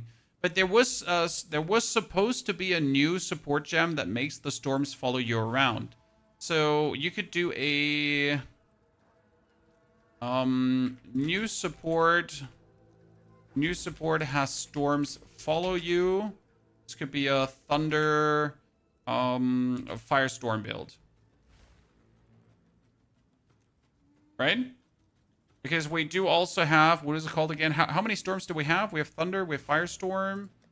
Wrong one. Storm, what do we have? We got the firestorm, right? Which does fire, ice, and lightning bolts. And then you could do the lightning storm on top. So you could have those two. Plus, doesn't the Stormweaver have a storm-related skill as well? Chad?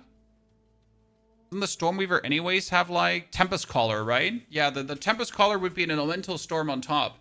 So could you do a full storm-related build? Chad? Could you do it?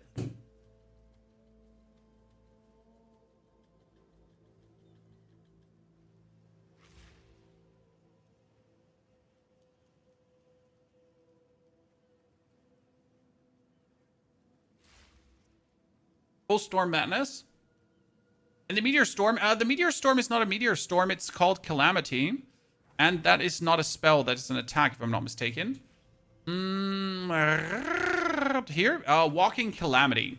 While in bear form, build glory by gaining rage, while already at maximum rage.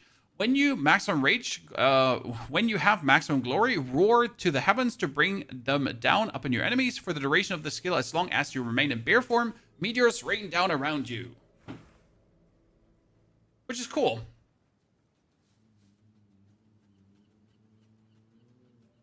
Triggers meteors every 0.05 seconds. A large meteor falls every 20 meteors. I wonder if this skill, it's sadly not a projectile skill, so it can't be buffed by bonus projectiles, right? That would be so funny.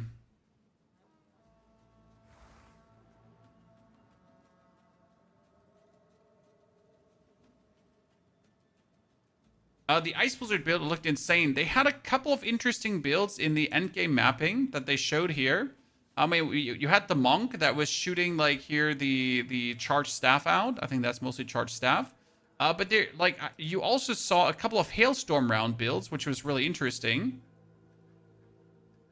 Yeah, I've actually seen in between, because there was this build that was in multiple showcases. I think it was it this here? You had the warrior. They were also showing like a hailstorm.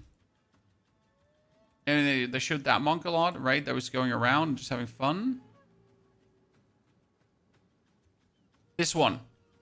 This is hailstorm rounds. And it was just raining down. And the reason that is happening right now is actually really interesting. Because we have, again, skill gems, please. Thank you. Crossbow. So no one is using these. Passively generate bolts of ice at a frequency equal to reload time up to a cap. Activate to load the accumulated bolts into your crossbow.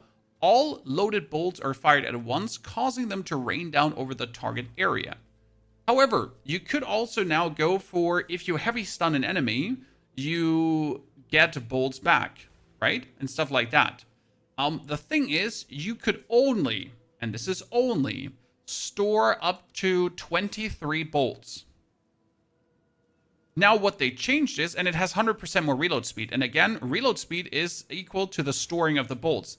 But now look into the gameplay, guys. So in the gameplay, look at the amount of bolts here. Okay? Just pay attention for a second to the amount of bolts. There's 26. And look at how the bolts are going up, how quick. He shoots and look. That's crazy. It just comes back in no time. And that's probably not even the best combination. Not saying that they don't do the best combinations, but that it's not even the best, right? So, and the buff to that is that now Hailstorm...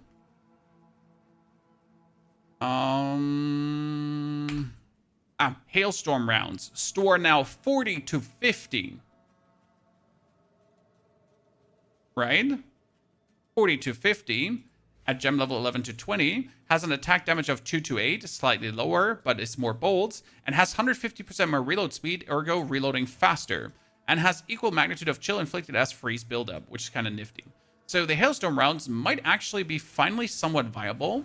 The fun part is, as you're saying, this is not even a mercenary that's playing this right now, correct? This is a... I don't actually know what we have here. Is it an Acolyte of Shayula? I'm not sure which is this Acolyte of Shayula with the flames? It is, right? Yeah, it's actually an Acolyte of Shayula that's playing Hailstorm rounds together with the Shuddering Palm. Because obviously the Hailstorm rounds freeze everyone, and then if everyone is frozen, or as everyone is frozen, they are using Shuddering Palm, if I'm not mistaken. Right? Dash to an enemy and strike them with the attack that manifests a wave of cold coating nearby enemies in shards of ice. Dealing enough damage to these enemies will shatter the shards, causing an ice explosion that deals attack damage.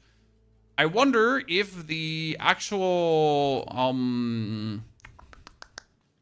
if the Hailstorm rounds also cause ice to come down. I mean, those Hailstorm rounds, they look fire. This is definitely something I will want to do. Like, this is on the list now.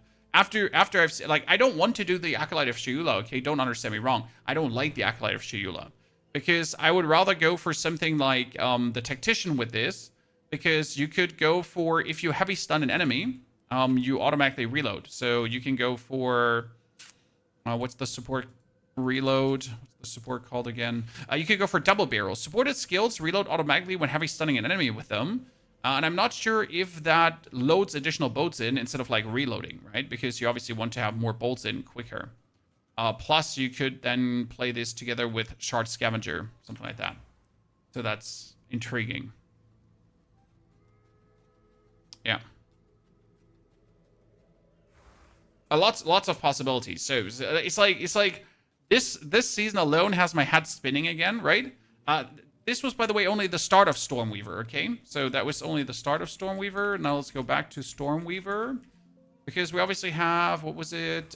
Storm's Recollection also grants remnants collected from further away. So that's just nice to have. Stormweaver is definitely a plus for me.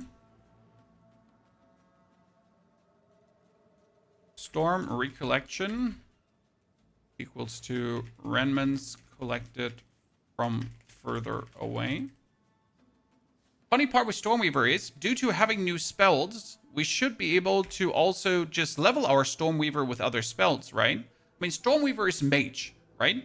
But you don't have to play then the mage as the mage. You could also play it with Volcano. You could play it with Entangle. You could play it with Thunderstorm and Spell Totem, right?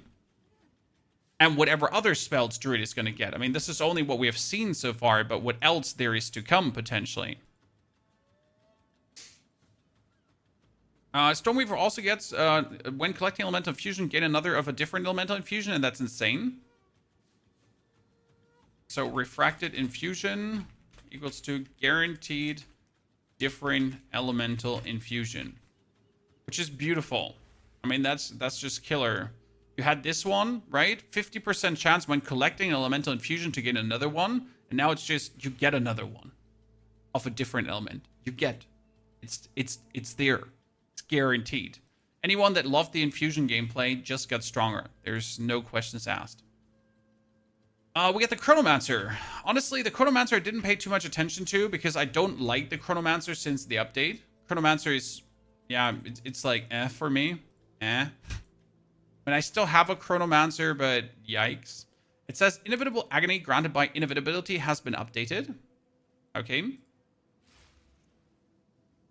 Inevitable Agony equals targets to take 50% of hit damage dealt to them while cursed. Yeah, this is just like 50% damage instead of 20% damage. And I wrote Inevitable wrong. So what's Inevitable Agony? It was this one. Like when you hit a cursed target, then after X seconds, you do the whole damage again. Not mistaken, right? The nerfs to lightning, I think ice will be the best pass. I don't think lightning get nerfed per se enough to warrant saying that. Sir. First Inevitable Agony.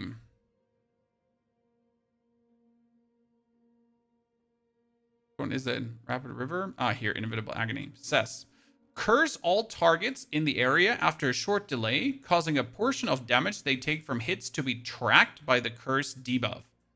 When the debuff duration expires, they take the track damage again. And right now it says cursed targets take 32% of hit damage, right?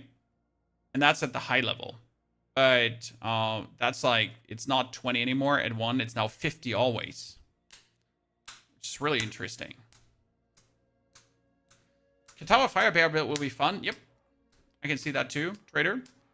Kitava Firebear, just having Fire Spell on hit and triggering the Fire Spell automatically. And you don't even have to cast it anymore. You just have to run around and you get your Fire Spell.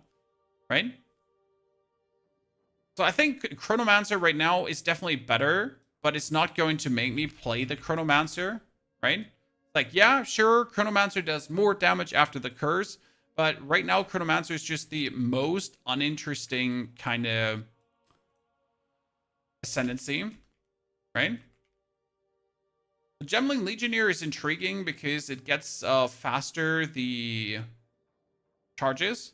Right? We got Thaumaturgical Dynamism. Thaumaturgical Dynamism. That is... which one was it?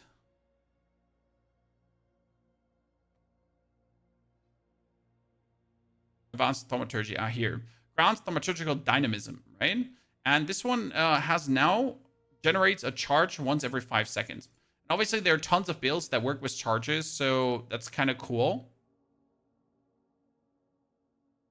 Legionnaire is not written like this. Oh. And now I get to write...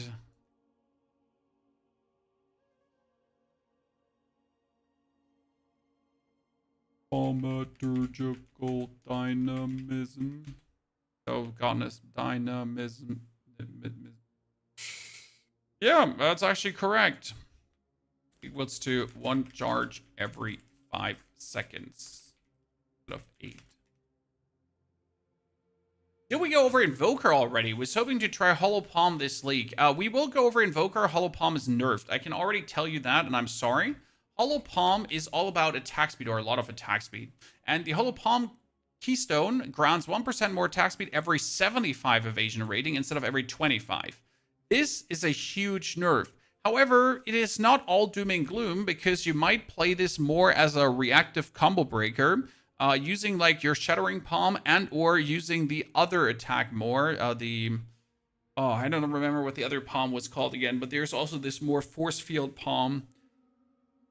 The base attack speed also got buffed, so we're going from 1.4 base up to 1.65, and I'm not sure how much the difference now is with the changing of the evasion rating stat, if we're kind of coming out on the same, right?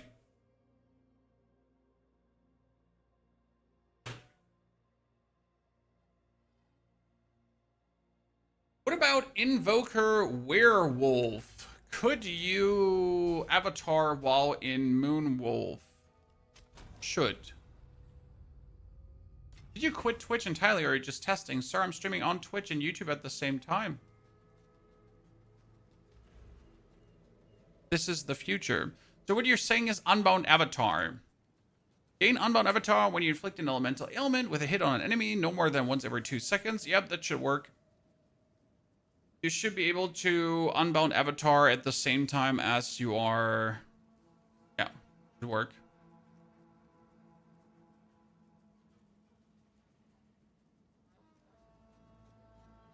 Shuddering Palm with Werewolf will be doable, no. Because you need to be unarmed, and the Talisman is not unarmed. So Shuddering Palm does not work on Werewolf. Unless the Talisman counts as unarmed. Oh! I don't know if the Talisman counts as unarmed.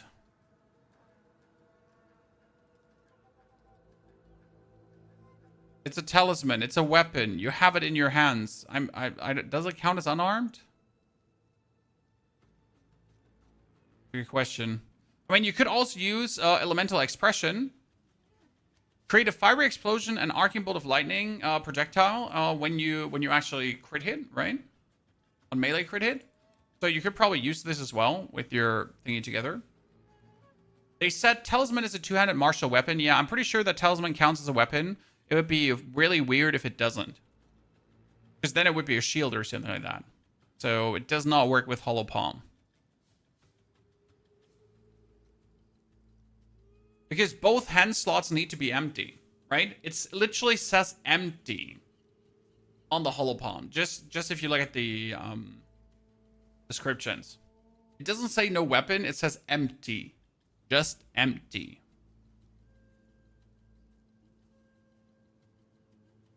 Okay, Gemini Legionnaire is just buffed.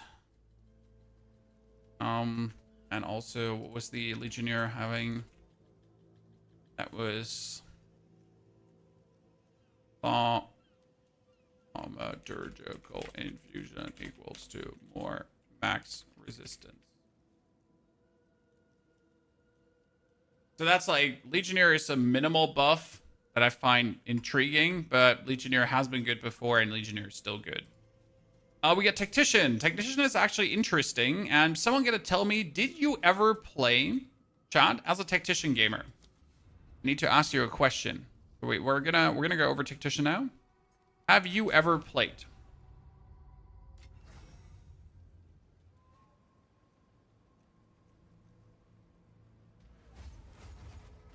The supporting fire.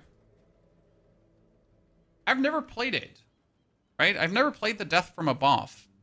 And I don't know if it's actually good in any way. However, they're buffing it. Or nerfing it. I'm not entirely sure if it's a buff or a nerf.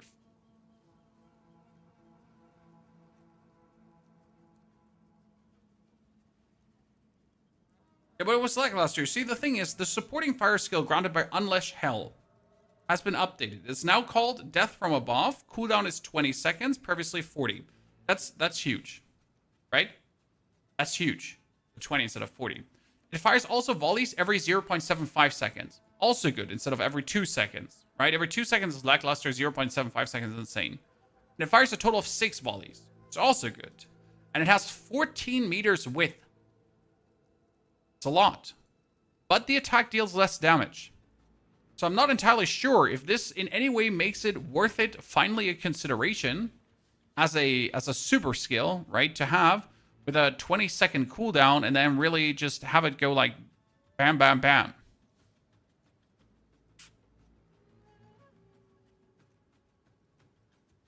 Could that be good? Could we reduce the cooldown of it meaningful? I just don't see it necessary for map clearing, right? Then the strategic embankment got changed, which means that we're now having mortar totems or siege ballistas do less damage. Artillery ballista gives more skill speed, which is actually good. But the main thing is that Tactician has everything pins, okay? Projectile damage is pin buildup, right? And pin buildup counts as stunt.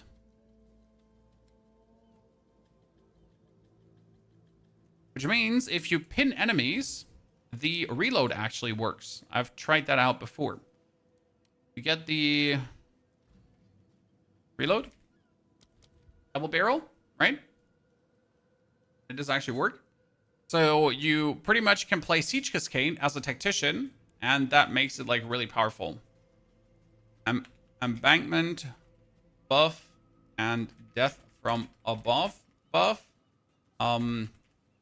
Biggest buff equals to Siege Cascade improved. Grenades not nerfed.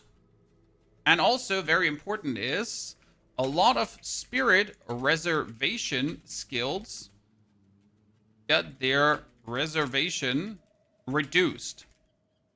And why is that intriguing? Because the Tactician itself has the node here on the side called Solid Plan, which persistence buff have 50% less reservation. And a lot of the 60 reservation skills went down to 30, which means you can run even more reservation skills. I mean, Tactician generally, depending on how many skills you use, you can play like Scavenge Plating, you can play Time of Need, you can put the War Banner on, you can have Wind Dancer. Like, I have still 35 spirit left, right? Just with the standard spirit I have, I could play so many of them. Like, I could summon another one, and I could put more expensive, whatever.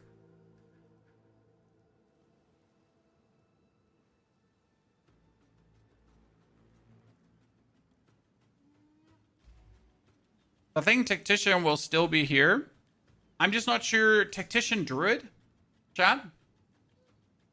I mean, Tactician Druid would have the projectile damage builds pin. Could work on the Wyvern. You could have the Spirit Reservation and then allies in your presence. I mean, it could work for Werewolf and the Wolfies, right? Could be Werewolf Wolfies.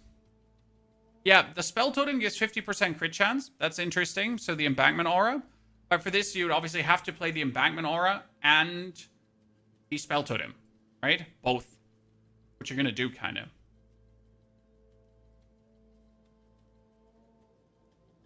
Pathfinder Warrior. Yeah, Pathfinder is going to be an insane ascendancy for everything. Are Wyvern spells or attacks? Attacks. From what we've seen. So what the Wyvern does, the Wing Blast, Devour, Oil Barrage, and Flame Breath, they're all attacks. Also the Vomiting, the Fire Projectiles, an attack too.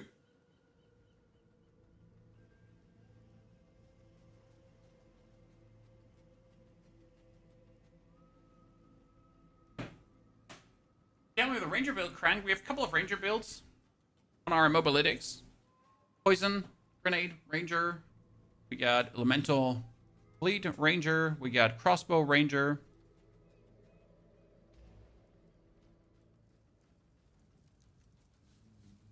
Okay, that was Tactician. I like it. Then we get Witch Hunter. And Witch Hunter technically is like super, right? Because Witch Hunter received an interesting buff, chat. What did Witch Hunter get? Witch Hunter has ceremonial. Witchbane now has enemies have maximum concentration equal to 30% of their maximum life. This is a buff. So what does... Here, let's go over to the Witch Hunter. Druid is going to be S tier good to play this season. That cannot gauge. It's impossible to say because we don't know all the skills.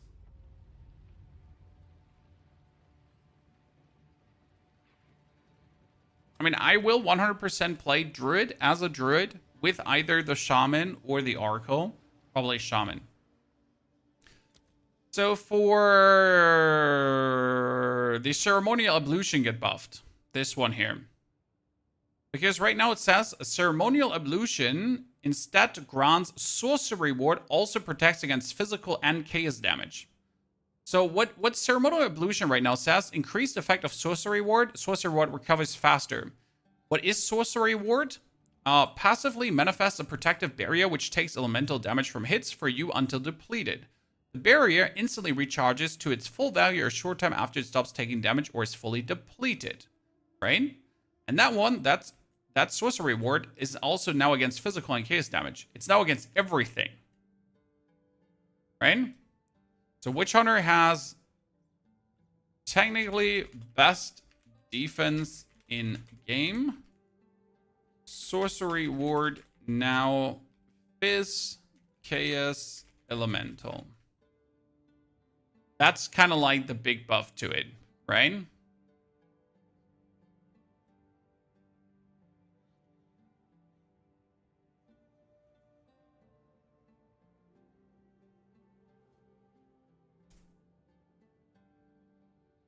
Casters are probably significantly better this league. I mean, casters just got more tools to play around with, right?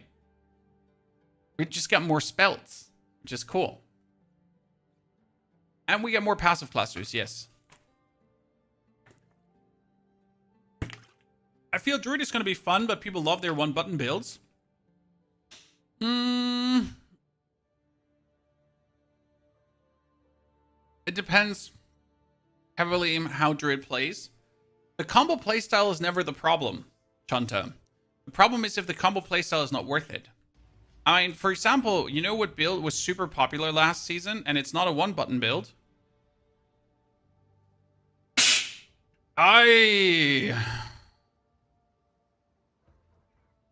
So one of the most popular builds was the Fissure Slammer. Right? I mean, the Fissure Slammer, technically for optimal damage, needs you to put down totems, and then you fissure, right?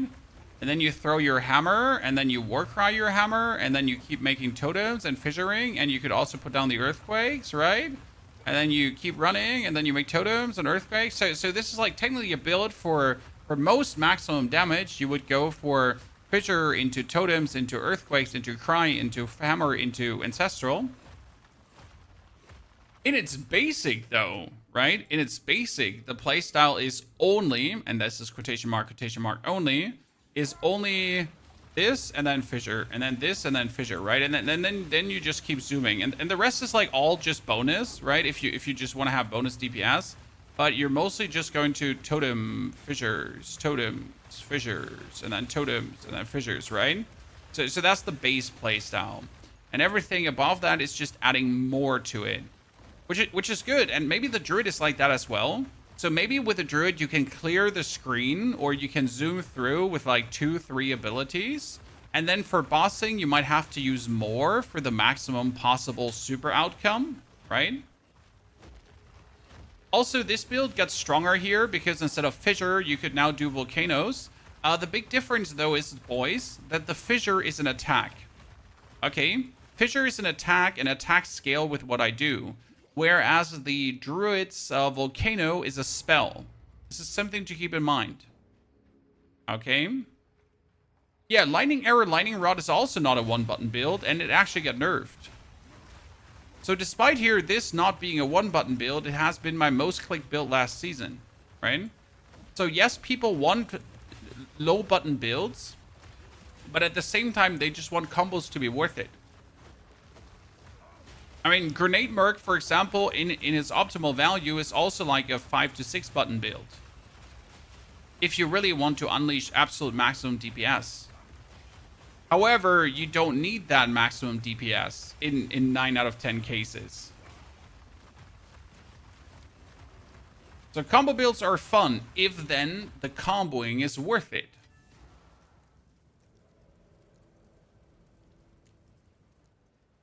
Okay, we had Witch Hunter. Now, Invoker. Invoker actually got a buff, chat. Okay, Witch Hunter is technically ++. Now we get the Invoker. And Invoker actually, like, is technically stronger. First, we gotta mention the Hollow Palm nerf. Attack speed scaling down. Right? Then the Invoker gets Protect Me from Harm is now 35% evasion. Okay. Protect Me from Harm is now 35% less evasion instead of 15. What is Protect Me from Harm? I'm going to show you. It's like really important to always make like the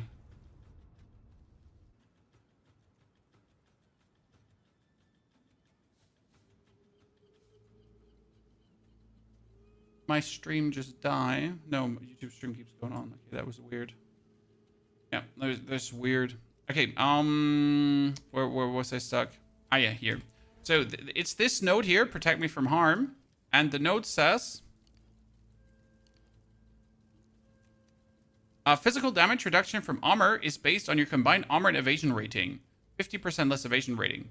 This is technically good if you want to go for armor evasion rating stack, right?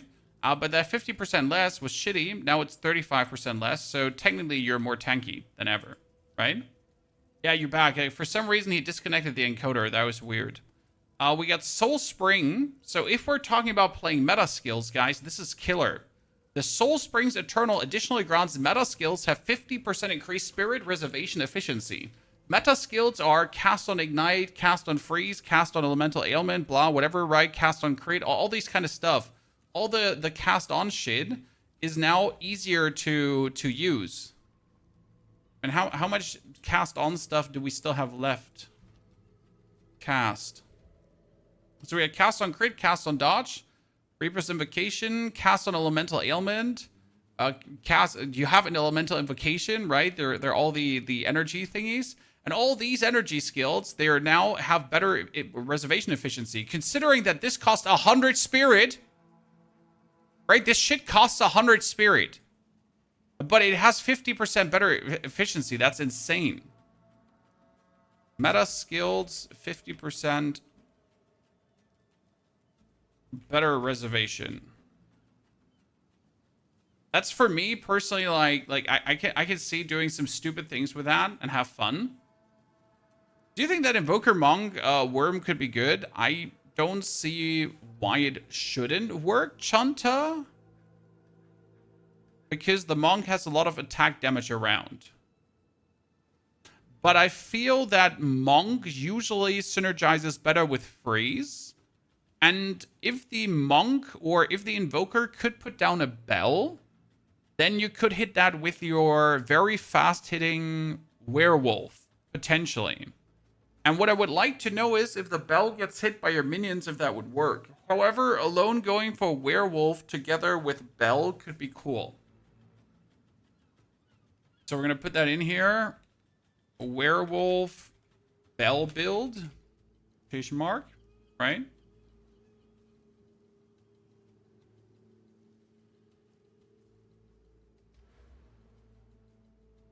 So not uninteresting. We got Unbound Avatar. Also can now inflict faster and more stacks, right? If you freeze someone repeatedly. It's gonna be great. Unbound Avatar. What's the thing called again? Fury stacking.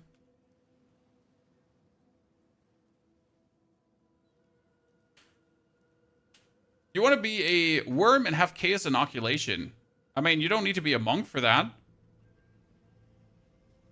The question is how, like, if you play a druid, for example, how would you want to reach chaos inoculation, which is all the way over there? I also don't think as a wyvern or as a druid in general, you need chaos inoculation. What druid build are you thinking about to make? I want to do a wyvern. For me, wyvern just looks like the shit. I want to fly up in the sky and go like, blah, fire breath and kill everyone. And I don't want to do black flame wyvern. No, I want to do a standard, cool, fun wyvern that utilizes the breath skills to go crazy. That stacks rage and has like all the rage going on. Potentially, obviously, with Apocalypse, because you get the Apocalypse skill. However, I'm not sure how well Apocalypse works, because if Apocalypse is a spell, how are we going to really scale the spell damage there in a meaningful way, right? That's something that I really don't know how it will turn out to be.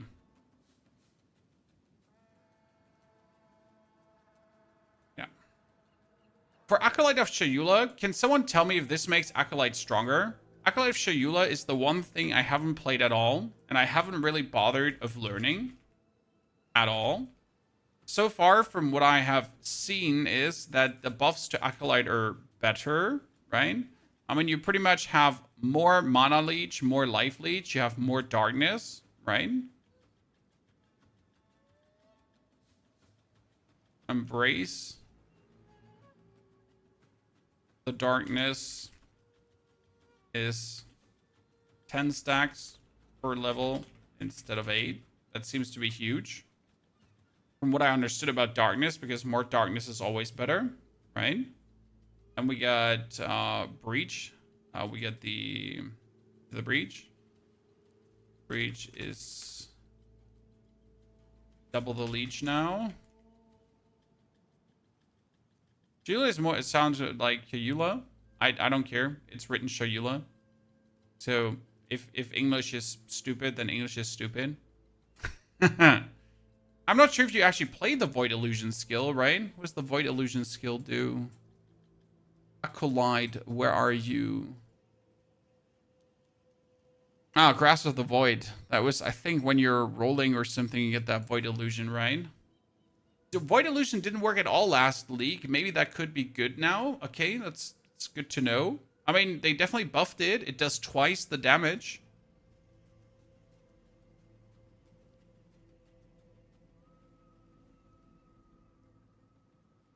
That sounds like it sounds cool.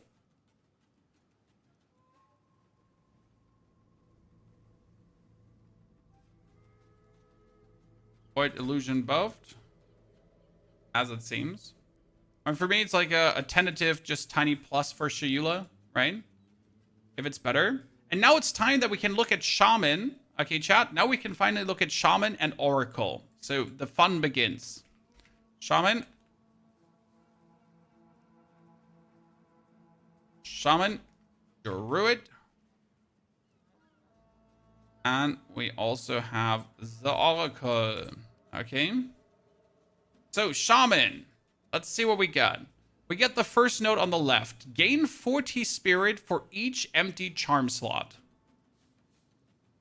So that would be Sacred Flow equals to 120 spirit without charms.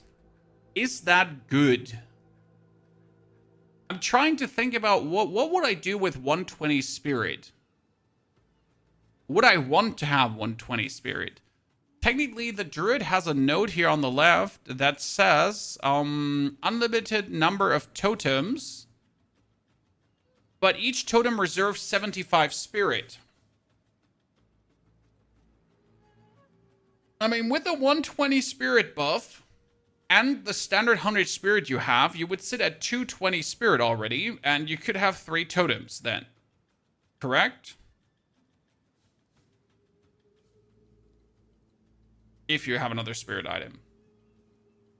Where you see the new Druid tree and nodes? We have a link here from Discord. Sadly, I can't post that on YouTube. Sorry, YouTube. The link is just too long. Otherwise, I'd do it.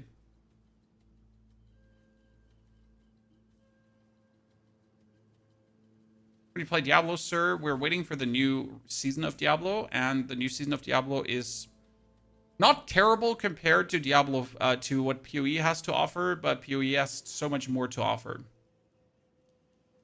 Okay, so gain 40 spirit. Then we also have, this is more life recovery, this note, the Wisdom of the Magi. Gain the benefits of additional bonded modifiers. This one I didn't find too interesting. Like, it's just fun, but it's not crazy. Okay, then we get the more rage, and every 2 rage grants more spell damage. So we get Sacred Flow. Then you have, what was it called again? It was called Druidic Champion. Druidic Champion is every 2 rage equals to 1% spell damage.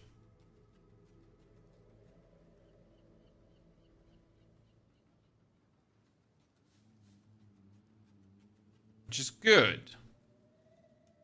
That brings us all the way up here to Furious Wellspring.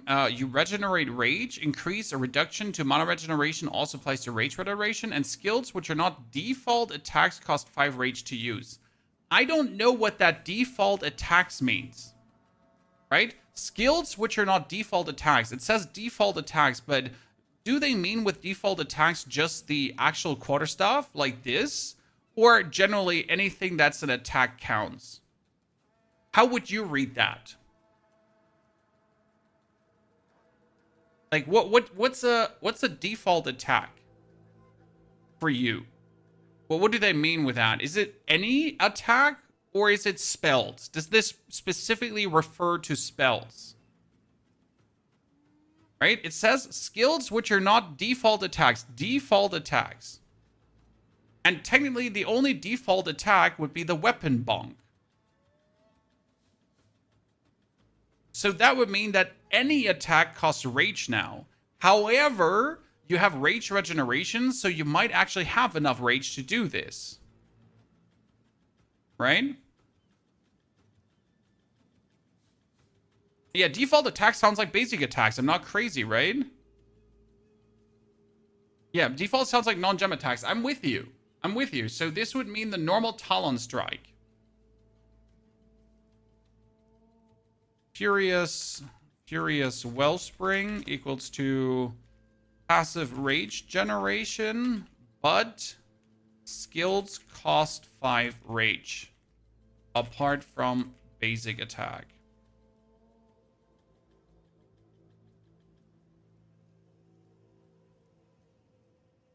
That's how I understand it. Right? I think the plan with the Shaman right now is Furious Wellspring.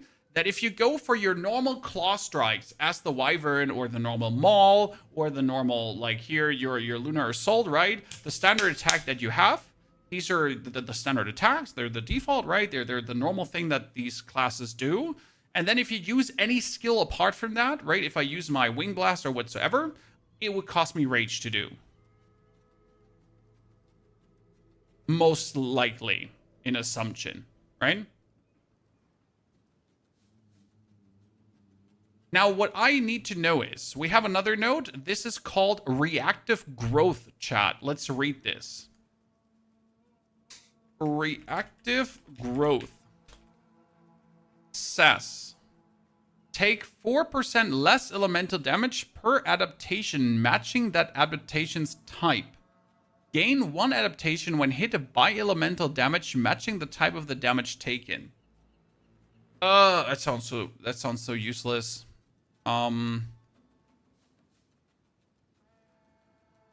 Reactive growth, elemental stacking, elemental damage reduction.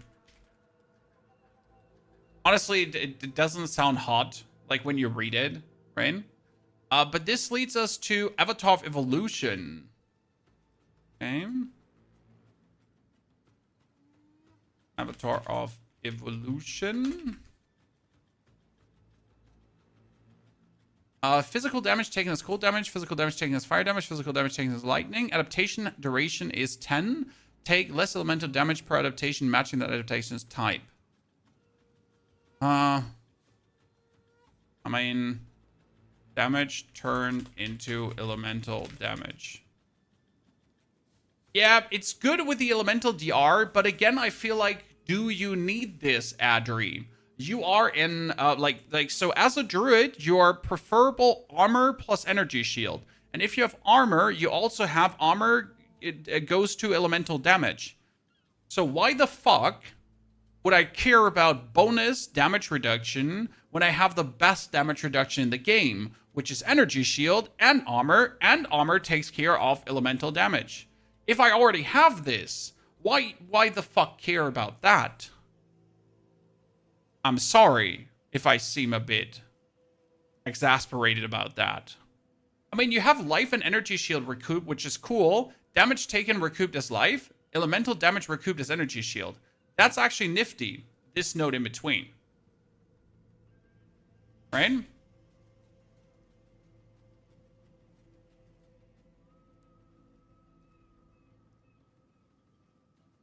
On the other hand, if you want to be super, if you want to be super defensive, just be a super defensive, I guess, right? Good. What is this node? Has nothing listed, sadly. Oh no, they don't have this node, Chad. They only have the Bringer of the Apocalypse. Now the big question is, Apocalypse, Bringer of the Apocalypse. The question is Apocalypse spell? Question mark. Did they show this here in the video? I know they talked about the Ascension. Form can easily generate endurance. I'm sure over 30 new supports throughout the game. But I'll show you a few of the cool, like the twist. Where do they talk about the Ascension? It's hard to find this part in the video. Wings. So we have, of course, things that are orcrise. Here we clear. Now with a new class comes new Ascendancy classes. Yeah. The Druid will have two options for now, with a third being released later. The first class is unifying his animalistic and magical tendencies. By allocating Druidic Champion, you gain spell damage. Yeah, so we have to Druidic Champion, right? This would boost the spell, but I need to know the Apocalypse. Did they go over it? He has Marian Magi. After No, see, they show the Apocalypse. the Shaman. These new mods unlock countless new possibilities for enhancing your build. You can also allocate Bringer of the Apocalypse, allowing you to become a walking natural disaster. After dealing enough elemental damage, storms of all elements rain around you, destroying all who would face nature's fury. There are other abilities for the Shaman, but I'll just show a few from each. See, my problem is, how do we scale the damage of that? No, the bear running doesn't show Apocalypse. The bear running shows Calamity. Right? That's Calamity. That's different. Two different skills, as far as I'm aware. Yeah, the damage will be there, don't worry, but still, like, it's from an understanding standpoint. I want to play Apocalypse, right? I think the coolest part for me right now would be, I'm a Wyvern, I stack up Rage, my Rage increases my spell damage as well. I kind of use Apocalypse then to get more damage, so my points would be 1, 2, 3, 4, and then also 1, 2, 3, 4. Those would probably be my points to put in. And that would then grant me more maximum Rage, and it would grant me more maximum Rage, so you have 8 more maximum Rage. That brings us to 38 Rage, plus another 7, so we're sitting already at 45 Rage, just like that. And then since we're in the Druid side of the board, there might be, like, we got Rage here on the Druid side of the board. You start here, so we could get here, like, Rage when you get hit by an enemy. We could try to get here for the more maximum Rage if we wanted to, right? So there is a Rage available that we could go for. You could obviously try to just get the more maximum Rage from like with allocation right here with Jiggy Majiggy, Yoinky Maboinky. And we might get more Rage passives here as well, right? So that's something I don't know yet if we get that. So then we would get like a huge amount of Rage, and are you probably gonna play Berserker too, Chad? So I feel like Druid wants to play Berserker, doesn't it? Berserk, right? Lose maximum life per Rage per second while not losing Rage, and grants increased Rage effect. Seems standard, right?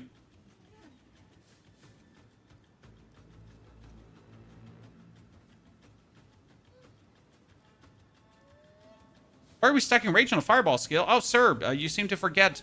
Every 2 Rage grants more spell damage. More is multiplicative. So if I get 45 Rage, that is also then spell damage increase, which is for the Apocalypse. But you want to stack Rage because everything the Wyvern does are attacks. So if I have 45 Rage, and the Rage is also multiplied by the Berserk with 50% value, then I get generally more attack on all my things. And since Devour heals me, the Devour easily offsets the minus life that we would be getting from the Berserk. Because Berserk does leech life, right? While then we are not losing Rage ever again because we have the skill. And then if I Devour enemies as the Wyvern, like, I get heals.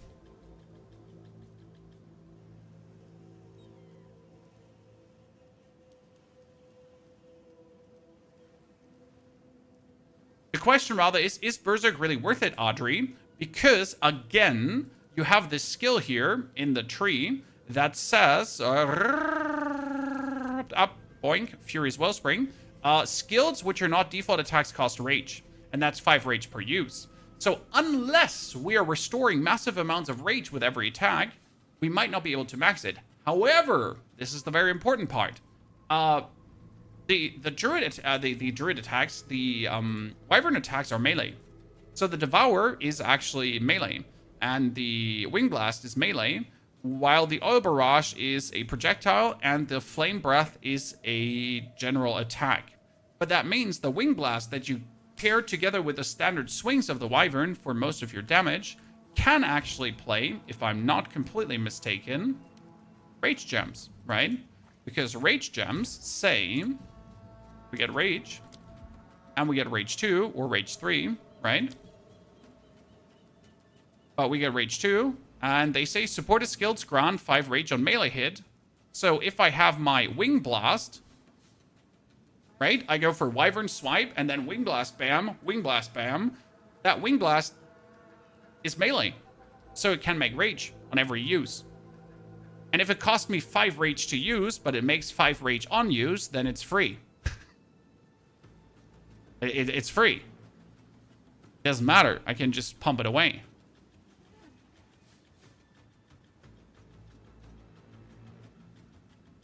Now, my problem is that all of this I just told you doesn't even sound that crazy, right? So well, I don't know how to say this, but Shaman seems cool, just not for Druid. Right? It just doesn't sound cool for Druid. At least until we have played it. Shaman, like, currently Shaman sounds better for a human form Druid to, like, focus on creating rage, right? With the Furious Wellspring, and then I empower my spells. And this is where I'm like, so I would play a Druid with Shaman, but then I would play him as a mage, right? I would play him with Spark and Arc and all that kind of stuff. I would play him as a spellcaster, but I wouldn't play him as an animal shapeshifter, right?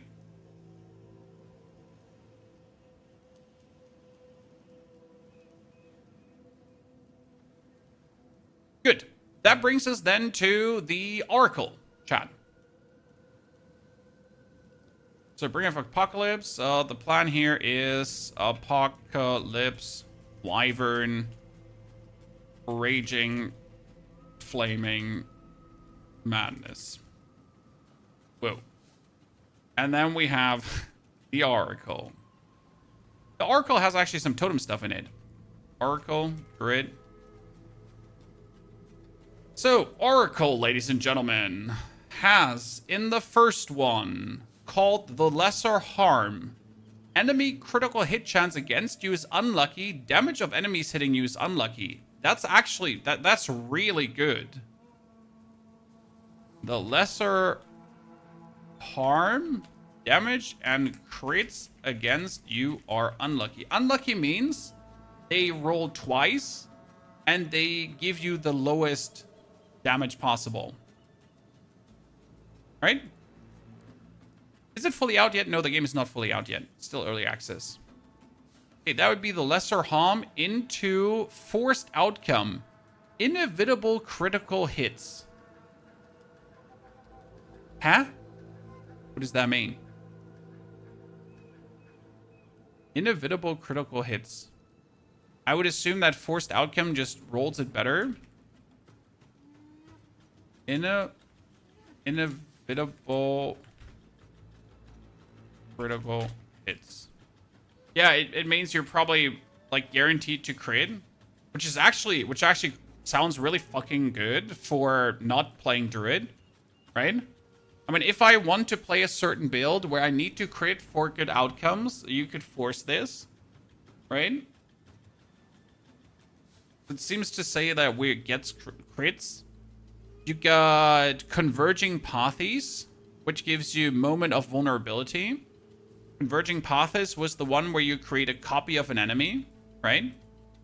What I wonder is, if Converging Path, Moment of Vulnerability, can this be Massive Bleed or Poison?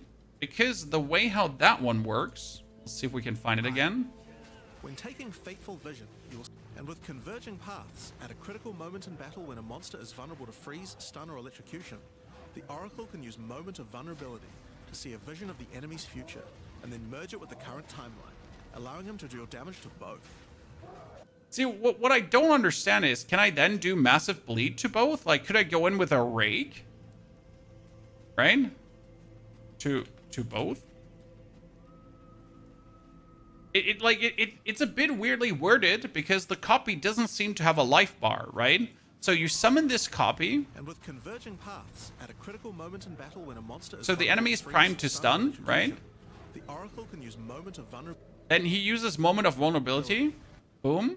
And you see this thingy, but it doesn't have a life bar.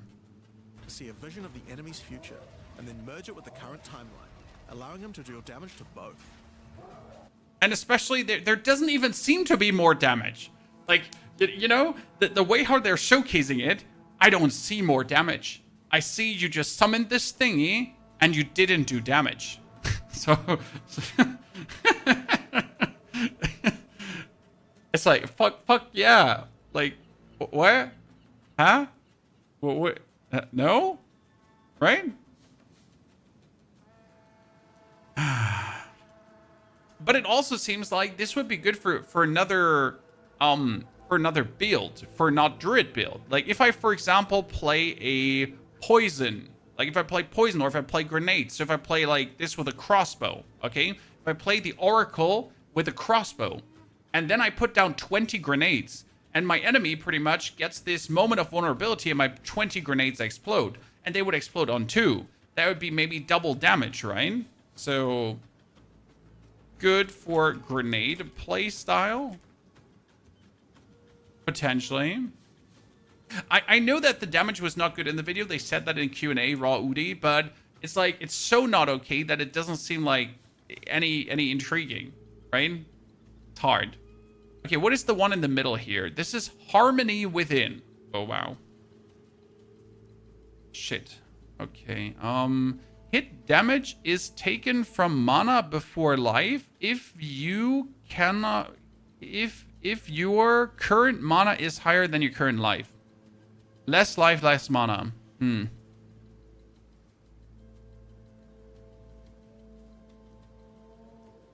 Harmony Within. Damage taken from mana over life if more mana than life. Oh, that, by the way, Chaos Inoculation? Chaos Inoculation? Because then you always have more mana than life, right?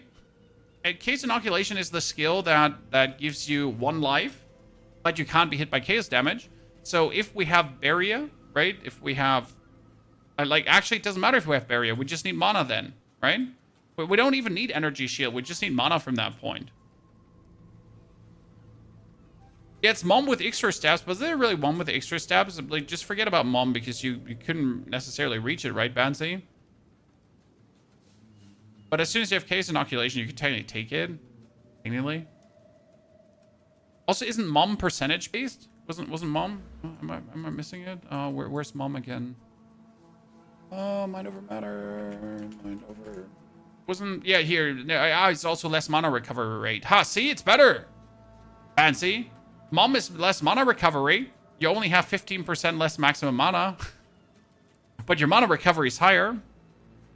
Okay, well, what do we have on the bottom now? No, this one here. This is Fateful Vision. This is Aligned Fade. Yeah, okay.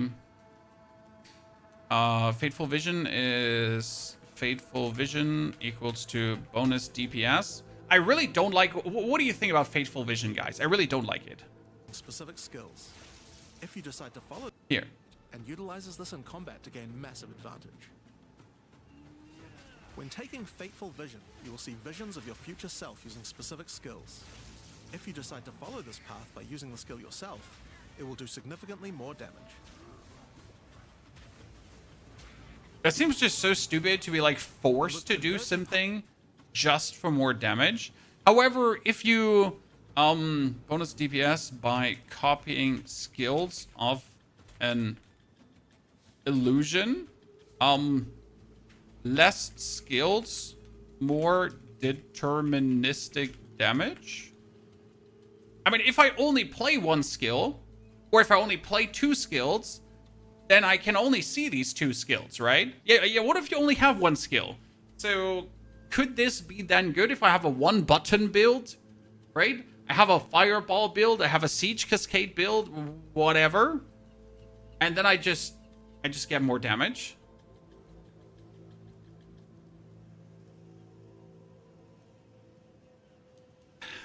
could be a way to play it, at least. It will depend heavily on cooldown. Yes, how often it actually pops up to make it worth it. Okay, that's something. Where's like, so this was there, then. All right, now at the bottom. Okay, chat. Traveler's Wisdom. Non-keystone passive skills in medium radius of allocated keystone passive skills can be allocated without being connected to your tree. Oh, that's actually good. Traveler's Wisdom. Non-keystone passives can be activated in range of keystone passives without tree connection. That's really strong. What does that mean in words? If you, for example, activate the Mind Over Matter, right? Keystone, or we activate Painted Human, the Zealot Oaths, whatever. This would mean that I can now allocate passive skills in range of that keystone passive without having to go there.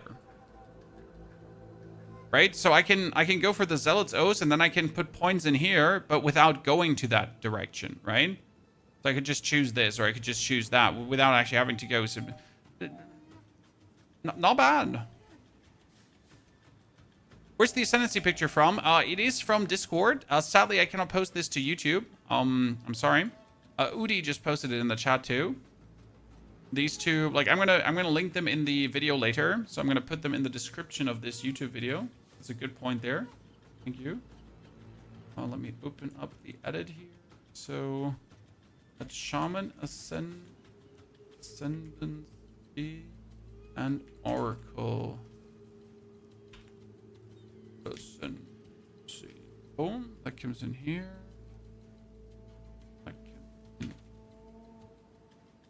Put it in the description of the YouTube video. So we got this one, and now you also have grants this. Walk the path not taken. Ah, this is unseen path. Okay, so actually this one is even better now. The Traveler's Wisdom. I didn't even think about it. Why? Because unseen path. Oh, POP with unseen path. What does unseen path do? At a critical moment, and then merge it with the current to both the tree. By allocating the unseen path, you use your power of foresight to learn from alternate futures and gain skills that would otherwise be unavailable to you. So what happens is that your skill tree Timeline, allowing him to deal damage to both. And one of my favorites, when you first become an so this is that. This is like how big it is, right? Oracle, you'll notice over 100. And this is more. That means if I now get the keystones, right? The respective keystones, I have access to these unseen pathy skills even easier. Right?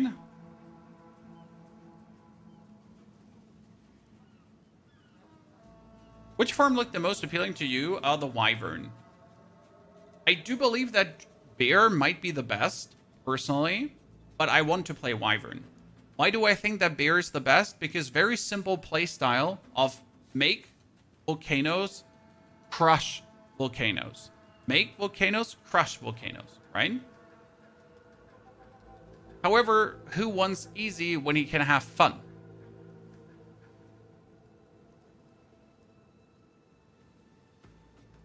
So from what we have gone through now, which, if you play a Druid, chat, if you play a Druid, what would you go for? Shaman or Oracle? From what we just talked about. The Oracle would technically make you tankier, guaranteed crits. The Oracle would give you technically bonus DPS with a Fateful Vision. Or you could just smarter go to the passive tree. Whereas the Shaman obviously gives you super rage, and then rage interacts with your spells if you want to.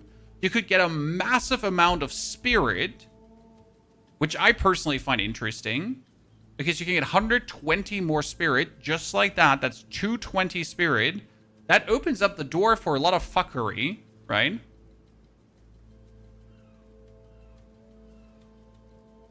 However, I really want to know how cool Apocalypse is. Honestly, I don't even care if it's good or not. But the main idea of being an animal form, running around and triggering a skill called Apocalypse, I don't care, right? It's just like, fuck you. That's what I'm gonna do. Most important, I think if you want to play human form, Shaman wins, right? If we just think about, hey, Pony, what if I don't want to play an animal form? What if I want to play human form? What if I want to use my volcanoes, my entangle, my thunderstorms, my spell to, right? What if I want to use that shit? I personally think then you're better off playing Shaman. Right?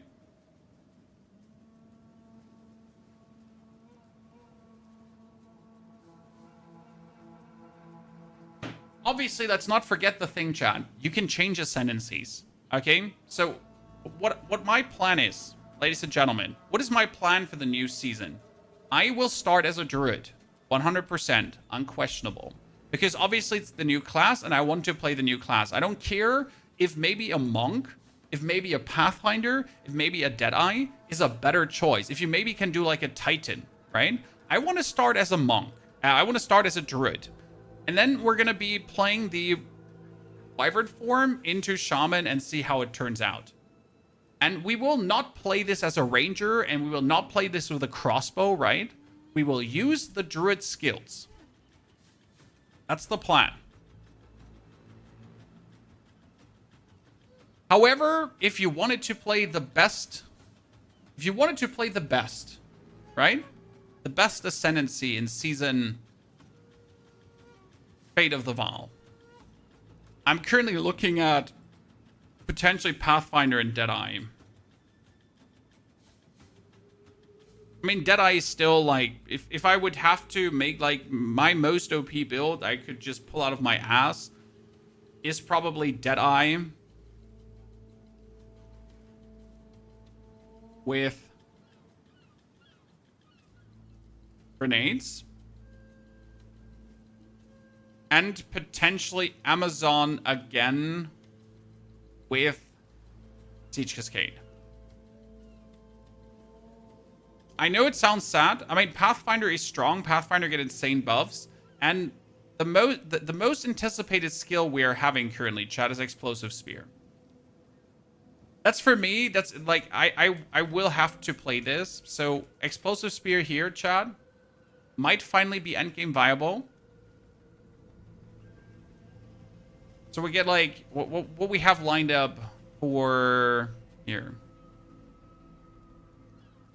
Let's see. Potential builds in 040. We got Wyvern, Druid with Shaman Ascendancy. Right? We would like to make a Bear Slam Warrior with Titan Ascendancy, probably, or with Titan Smith kitava.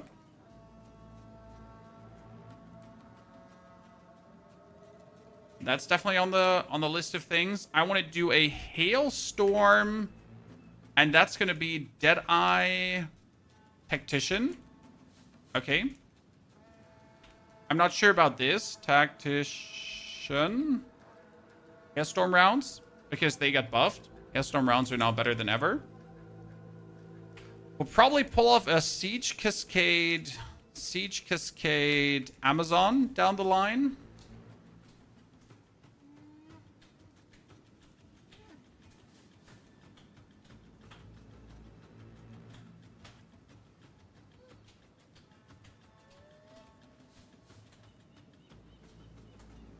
Lightning Arrow on Roa. Chanta, you know that Lightning Arrow got nerfed, FYI. In case you missed it. So we got Lightning Arrow. Oh, wait. arrow. I can't write lightning, it seems. We got like the whole like lightning stuff. Your lightning arrow got nerfed the way how it interacts with conduit and with lightning rods. And lightning rods also got nerfed.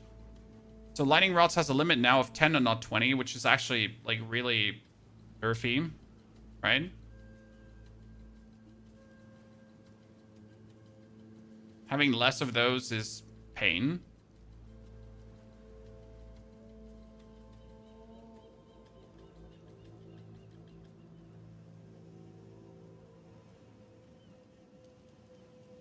It's intriguing to see.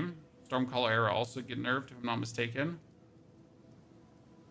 Yeah. So what was that? We got Siege Cascade Amazon. We got Explosive Spear. Blood Mage. Elemental Bleed, maybe.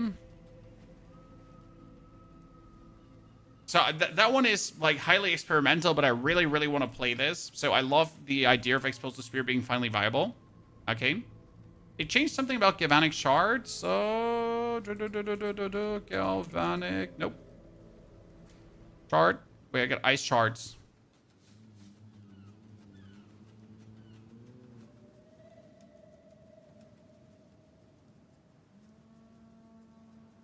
I mean, lightning skills are just OP simply due to the fact that shock gives you more multiplicative damage. I mean, it's nice to freeze an enemy.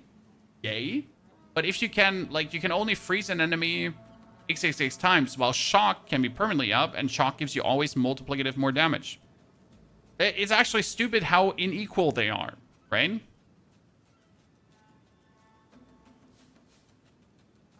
Because Explosive Spear, Blood Mage, Elemental, Bleed, plus Ignite.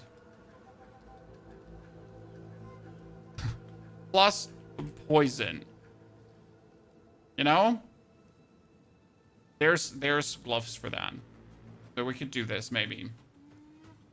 The Demon Bear unique seems interesting. Yeah, sadly, I can't pull that one up because I don't the fuck know where that one is in the video. Like, I don't... there it is. Wow, I'm so good. Look at me, chat. Boom.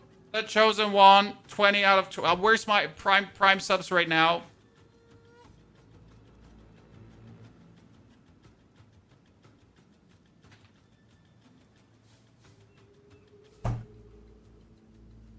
Clip it and ship it. Where's my medal?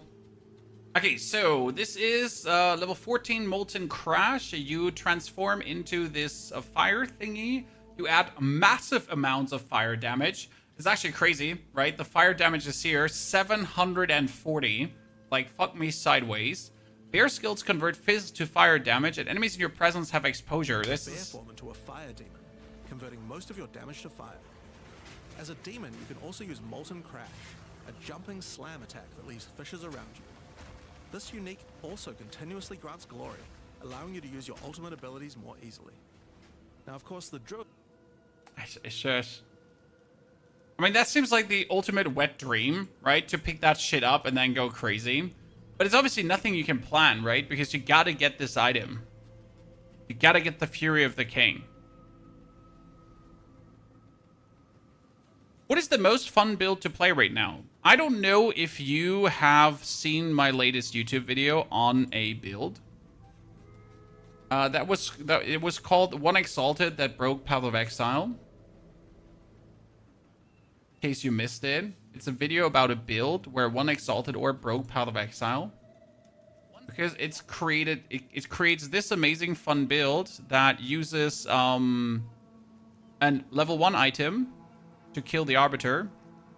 And this is here this is like here, see this is here like tier 16 boss. This is the Zarek the Temporal. Yeah. I have such shit gear. And you're just like here, you're just yoinking things, right? Yeah. Just in case you wanted to see something funny.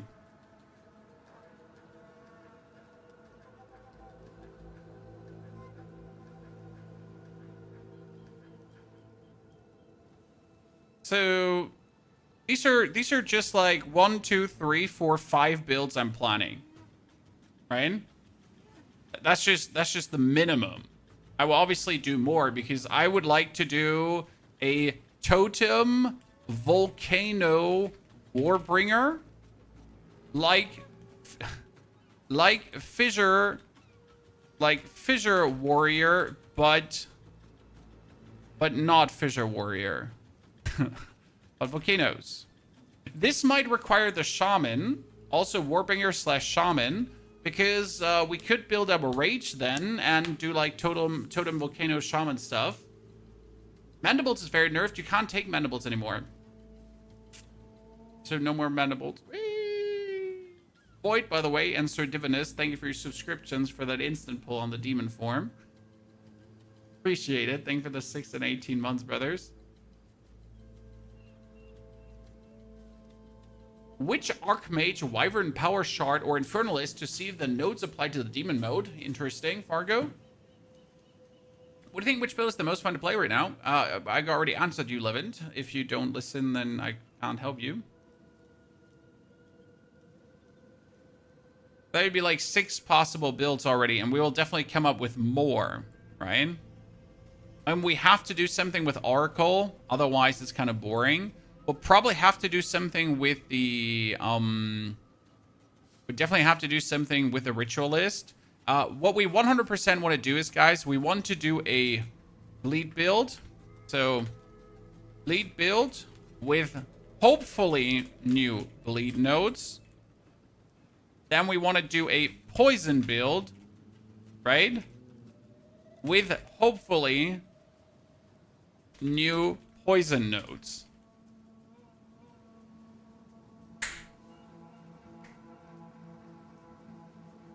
D4 this season, even if they bring Paladin. Paladin is not coming, Don Camillo. Never to Diablo 4. There's no Paladin. I'm sorry. Do you think a wolf or bear form would work with Ritualist? Any form works with Ritualist. Ritualist doesn't care. Ritualist is wholesale buffed. And Ritualist is independent of whatever you want to do. Okay? I mean, the Ritualist starts here on the side. Right? On the huntress side, yeah. But it works with everything. I mean, the sacrifice works with everything. The blood boil works with everything.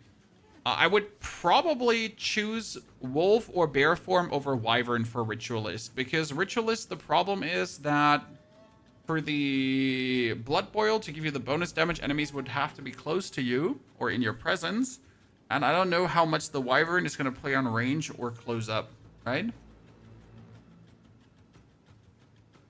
Hope the other plants the ranger uses can get watered to give poison new flavor. I think they said something about this. So the entangle got the plant attribute. So you see entangle says plant.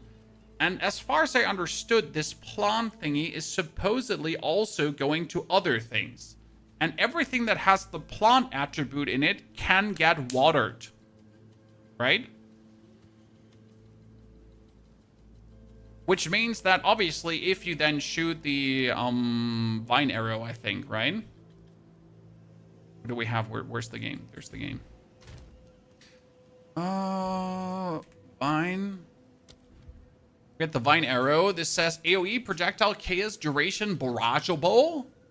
But it might say these vines here that come out, that they actually get the plant tag, right?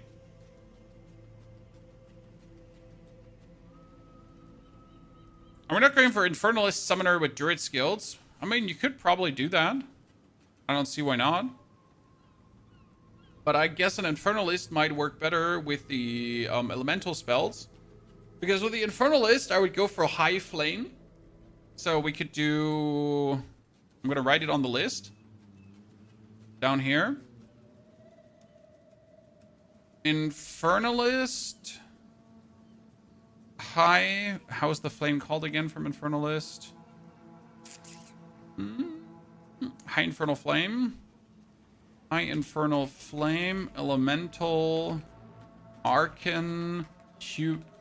Human form druid. Right? So you probably use all the human form druid spells. Like the lightning storm and volcanoes and the vines. And focus on Elemental Arcane potentially.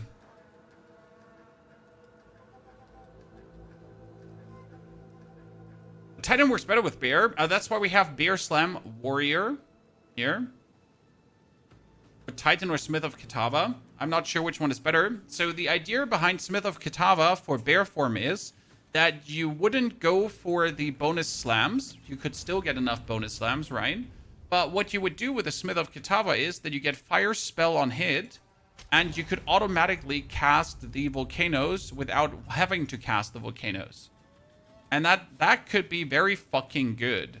It should be possible that you can do this. It should be possible. And that means that you could bear around, and by bearing around, you would trigger this Fire Spell on hit. I mean, right now I have Solar Orb on this character, so the character, like, it's kind of useless, but not useless on this char, because you have this to, what do we have, the Apex of Filth, right? The basic plan with what this warrior does, and I don't think the enemies will have enough power for it, but we can try quickly. So you're supposedly leaping around, right, on the warrior, on this Smith of Kitava. And the Fire Spell on hit, because we don't have any more Fire Spells, and that's the sad part. So the only Fire Spell we have currently is Solar Orb. That means I pretty much jump around and I spawn a Solar Orb, and that Solar Orb has the Font of Rage in it. So I instantly always trigger a Solar Orb that gives me, like, Rage bonuses permanently.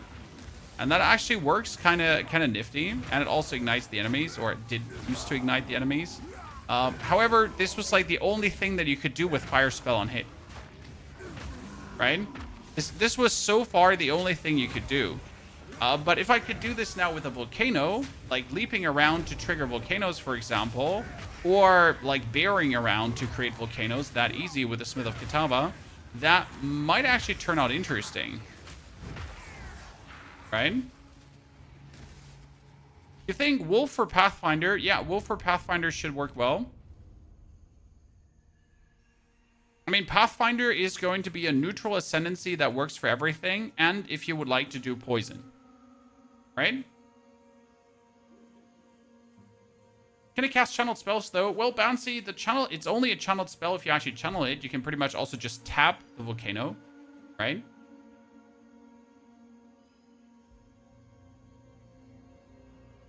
Pathfinder getting the Ascendancy starting notes. Yep. Pathfinder getting the Pass of the Warrior and Sorceress is insane.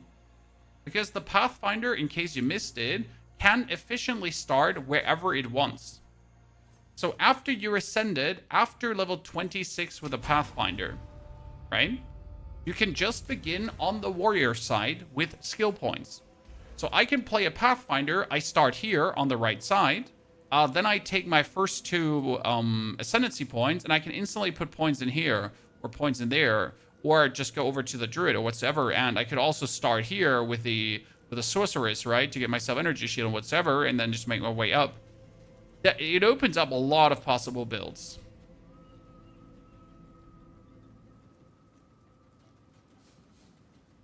Did they add any new weapons yet? Well, there's a new weapon, and it's a talisman. And that talisman can be used by every single class.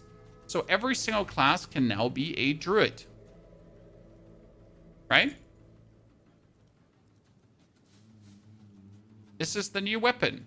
I know this is not the new weapon that you were looking for. I know this is not the new weapon that you wanted.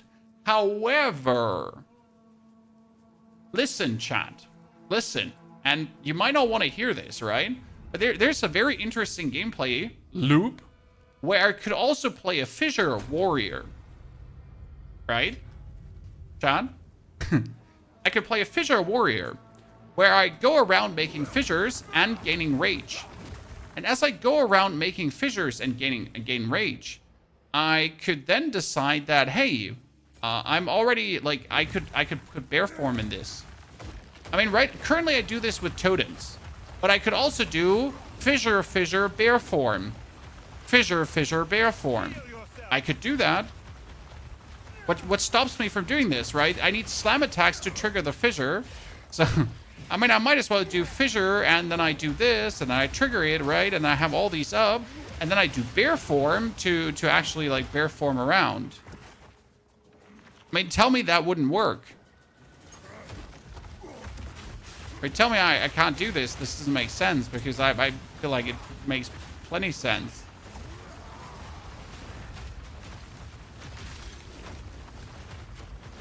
And then we're suddenly we're cooking, right? Oh, you scummy scum. I can do that. Technically, another fun build on the horizon, right? Let's kill the boss quickly because we can. On PC it makes sense, on console not so much. They promise better performance.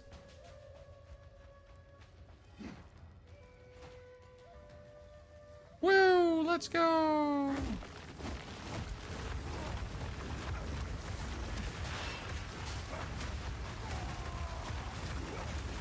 I forget the earthquakes.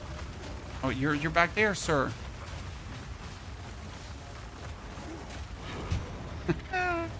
I just enjoy the Fissure Warrior the most. If you use weapon swap for this, yeah, but it wouldn't be a problem. Because right now I use my weapon swap for totems, correct, Crumbush? So right now I use my weapon swap points for totems, but if I go for Druid together with Fissure, I don't need to have my weapon swap for totems. I could use my weapon swap for then the Druid, for the Talisman. Correct? And the best part is that using Fissure makes Rage. Because Fissure is an attack, right? And that means I can play Rage 3. So I can go around to gain Rage, to then go into Bear form and use that Rage for Super Bear form. Swedish Nematode, thank you for the Prime subscription and support. Swedish Nematode, good to see you there, partner. Very much appreciated. Thank you for the subscription. Thank you for the 4 months. So we could add to the list, if you want to, a Fissure, Maze, Bear, Slamming, Warbringer, or Titan, Shaman. Because I'm not entirely sure which one is best for that. Because it doesn't have to be Warbringer if we're not doing totems, right? So we're not doing totems, it could be anything. It could be a Titan, it could be a Shaman, it could be whatever.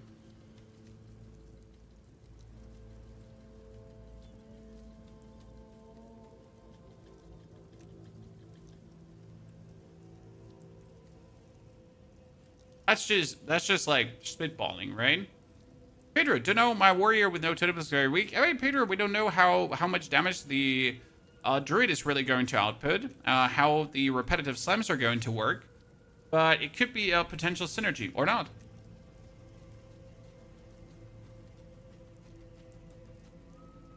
I mean, at least we have something here. By the way, this whole document I'm going to put into the...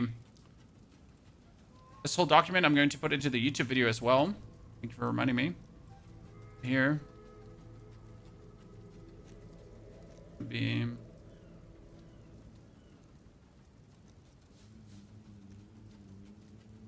Today's YouTube video.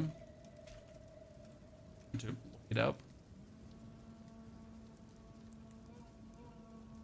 Totem Spring Shockwave's plus spirit. Absolutely. But Peter, you still don't know how strong the warrior actually is, right? How strong the bear is going to turn out.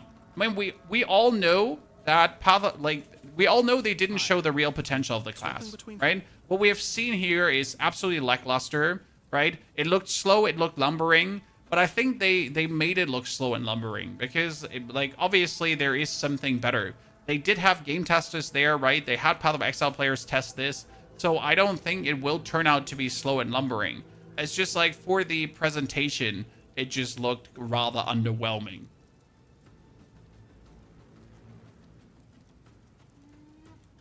So I do not believe it will be underwhelming, right?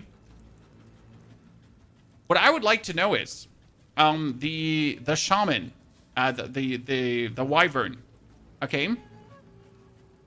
The Wyvern wants to prime enemies for stun, okay? Chad? And if the enemies are primed for stun, you can use the Wing Blast. Right? So you prime them for stun, you see the primed for stun symbol, and then you do the actual Wing Blast back jumpy bumpy that here. So here, prime for stun, right? And then boom. Now, what you could do with this is you could play a warrior with leap.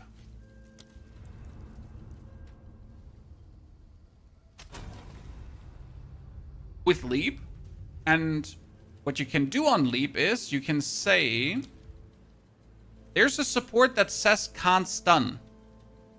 Which one is it again? There's the one that says can't heavy stun. Was it Bone Shatter? No, not that.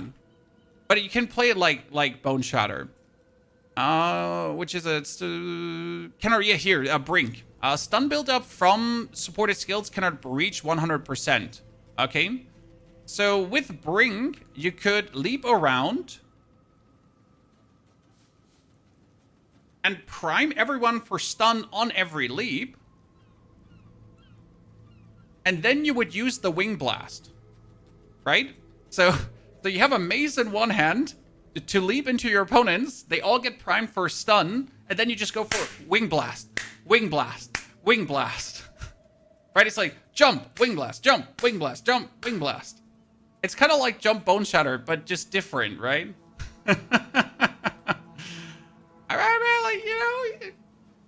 I'm not against it. Is it good? Who knows? But it's something fun that I could imagine doing because it sounds like intriguing. Too much setup, just kill him? No! Setup is fun. Sir, I need you to accept that setting up is fun. I mean, like, for example, this seems like to be the easiest level way for Wyvern, right? But look at the combination here. So does this look like an endgame combination? No. Right? Would I use this in endgame? No. But does this look like fun for leveling, right? You have this Fire Blast, correct? And it does damage, and it ignites. And then you just put up your thingy, and you puke into it, and everything dies, technically. Right? And that could be a very funny thing for just leveling, potentially. Setting up might be more fun with less mob density, higher HP mobs. Exactly, sir. I fully agree on that. I wonder how good the lava balls are going to work if you go for multiple projectiles, right? And then multiple projectiles. So like you have the volcano up, and then you actually spew out 3 projectiles though, and they each bounce past the volcano. And then it goes like multi-triggers, right? Did that work?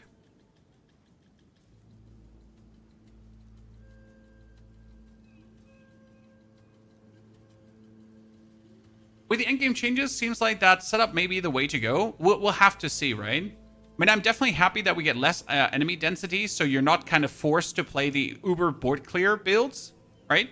We do not need to play uber board clear builds anymore. We just need to play something that actually does damage. Are talismans two-handed? I think they are. In the very beginning of the Druid showcase, you have the talisman here. Two-handed. Yep, two-handed. There you go. Does Walking Dragon evolve into Flying Dragon?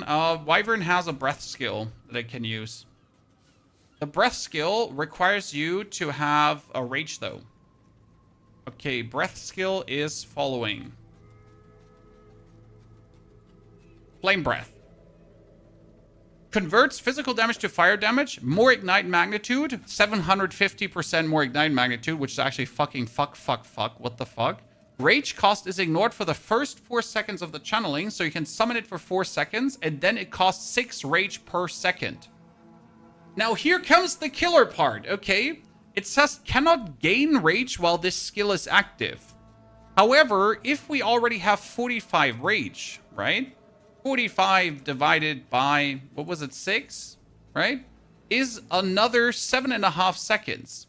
And you could technically go up all the way to 50 rage and beyond. So we're sitting at a potential 8 seconds breath. So a 12-second breath attack. Right? Right?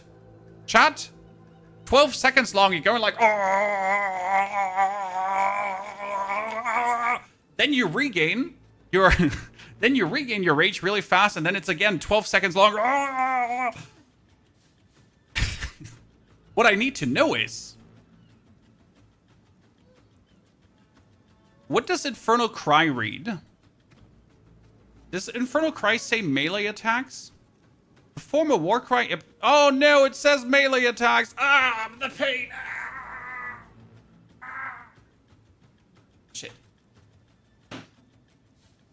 So, the interesting part is, if the Flame Breath is empowered, it gains 50% damage as lightning damage, and Empowered Flame Breath spends rage 50% slower. So if we now have 6 rage per second, but it's 50% slower, then we're not looking at a 12-second Flame Breath, right? We're looking more at like 16, 20 seconds Flame Breath.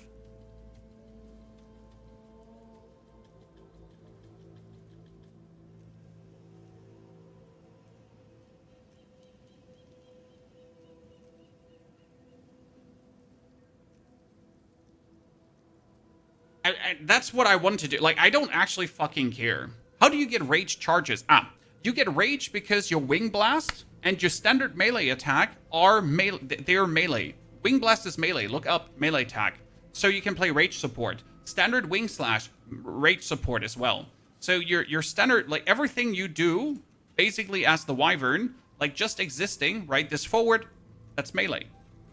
And every enemy hit, because it's such a gigantic slash, would create rage. So that makes sense. Makes absolute sense. And if we are Shaman, and that's where the Shaman comes in, so Shaman has no inherent rage loss and regenerates 6% of your maximum rage per second. And increase and reduction to mana regeneration also apply to rage regeneration. Which means if we get any kind of mana regeneration, right? Mana regen, which is already here. That would also give me rage regen. Nerfed in a week? No, chat. Path of Exile does not nerf things in this season. Toffer, thank you for the 15 months of support. Toffer, let's fucking go. If this turns out to be good, if the dragon spewing flames turns out to be good, it will stay good for the season. Unless it's bugged. Okay? This is very important. If this is good, it will stay good. They might even buff it. Remember the Lightning Spear season, where the very first patch notes did give Lightning Spear even more damage. Because why not?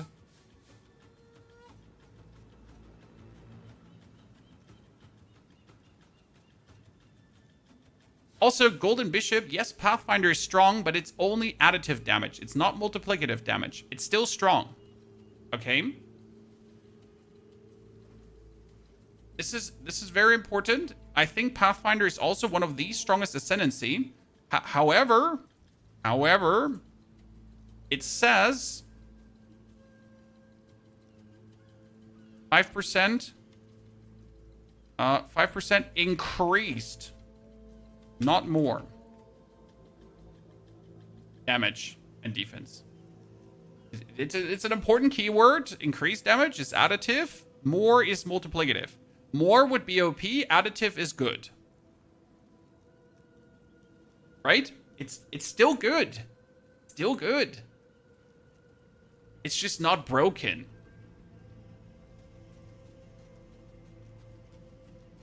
If it's too good like the Cast on Crit Comet build nerfed days later, Cast on Crit Comet did not get nerfed, sir.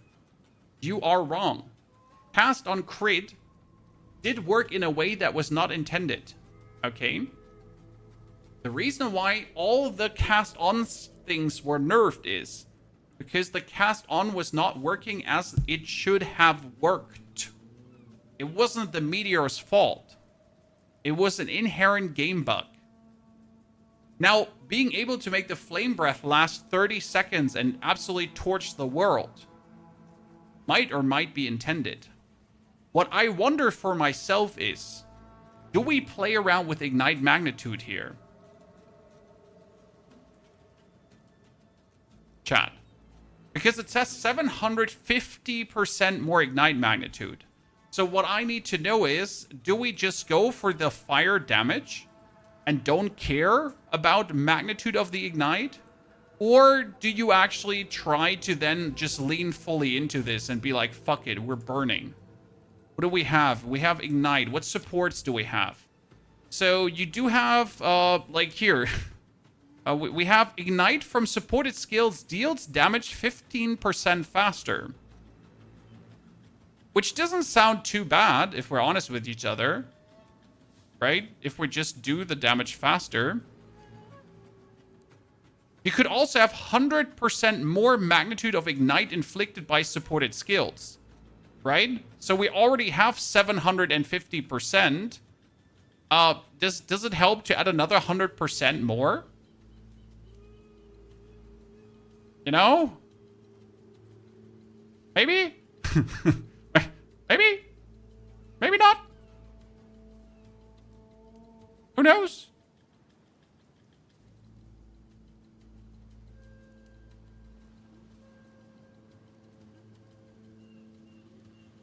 That's something we want to do? Supported skills trigger volcanic eruption on hitting ignited enemies? Huh. But that's only for melee strikes. Okay, yeah, that's fine. Enemies ignited by supported skills have a chance to explode on death. Could I use that?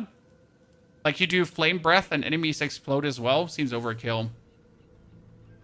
I think about that unique ring that turns fire into cold. Fire into cold, fire into cold.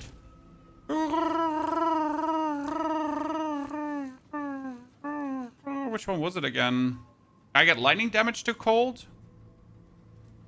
Fire damage to physical. Do I have fire to cold? Which one was it?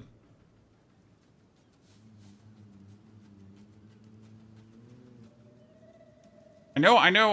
Wasn't it gloves that do fire to cold? It was a glove, right? Yeah, I'm not crazy. It was the blue flame. Fire damage to cold damage. Could work.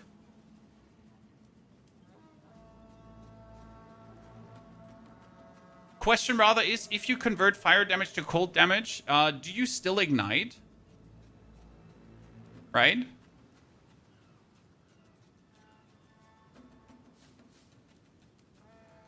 I don't see like where that would actually do anything for you. I mean, sure, you could freeze your enemies, but why would you freeze your enemies if you could just have them die? Right? That's the whole point. I mean, do we have any ignite uniques?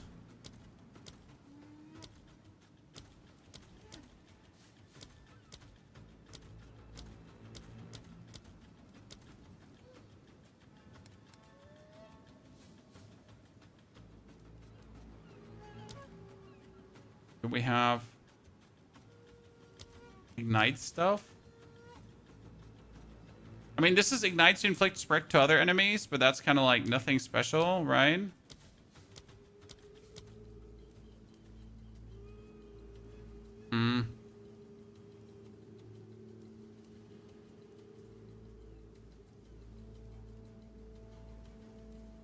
Fire damage from hits contributes to shock chance instead of flammability and ignite magnitude.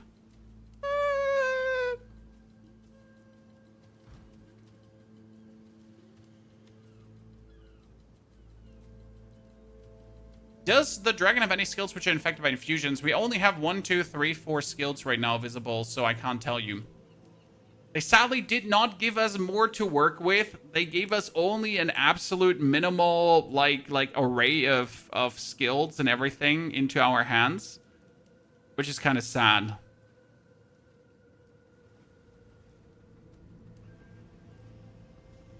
I may say Black Flame for Chaos and Purple Worm. I don't trust Black Flame. I don't trust turning fire to chaos, personally. I also think it's like extra steps that can work but might not be needed. I mean, basically, so the first idea I have, like my first build, okay? My first build needs to be something that everyone can do without investing too much. And that's why we're thinking about what can we do with the existing things without going too far, right? Because going too far doesn't help us. We need to figure out what can we do with the base that's available.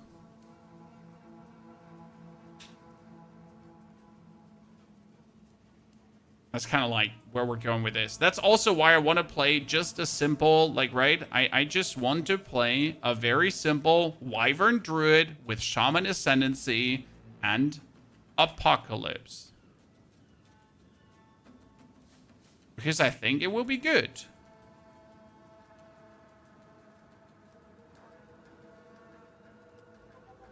They will give more info in the upcoming days. They should most likely give us more info in the upcoming days. They usually do that. Black Flame wouldn't work. It's for spells, not attacks. Yes, the Fire Breath is an attack. But you could go for Black Flame Covenant in the passives. You got here Black Flame. Up here. Fire spells convert. No, that's also for fire. Ignites inflicted with fire spells. Oh, also fire spells. Okay, so Black Flame Covenant also doesn't work. Wow. That one also doesn't work. Yeah. Also, Black Flame Covenant says spells. Huh, so no Black Flame. Screw you. We don't have to think about that. Woohoo! Because it's an attack, right? Attack, chat.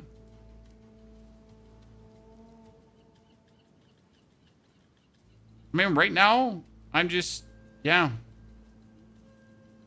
It's a fire AoE sustained channeling. I guess just more ignite magnitude. And then just more elemental damage, right? I mean, what would be the best supports for that skill? We can do the magnitude, right? We said that. Magnitude of ignite. So that one could go up simply, but it would do less damage with hits. But you could also just play elemental damage. So we could just put on elemental armament 2 for 25% more damage.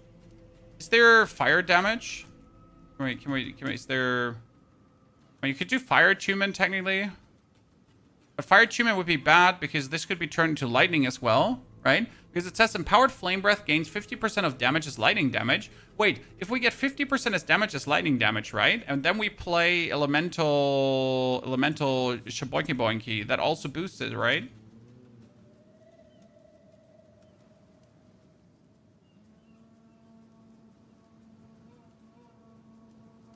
You change if Soft Spire is being buffed. Soft Spire now grants supported skills gain 40% fire damage as extra chaos damage. Previously 20.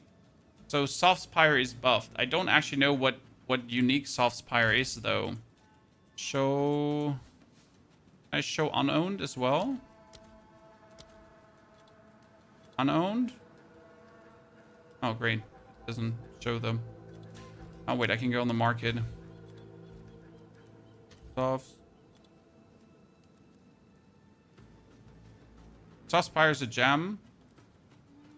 Soft Spire. Show me. Oh, no results found. Well, that's unfortunate. Chad? No one is selling it. No Soft Spire for us. It's a lineage gem.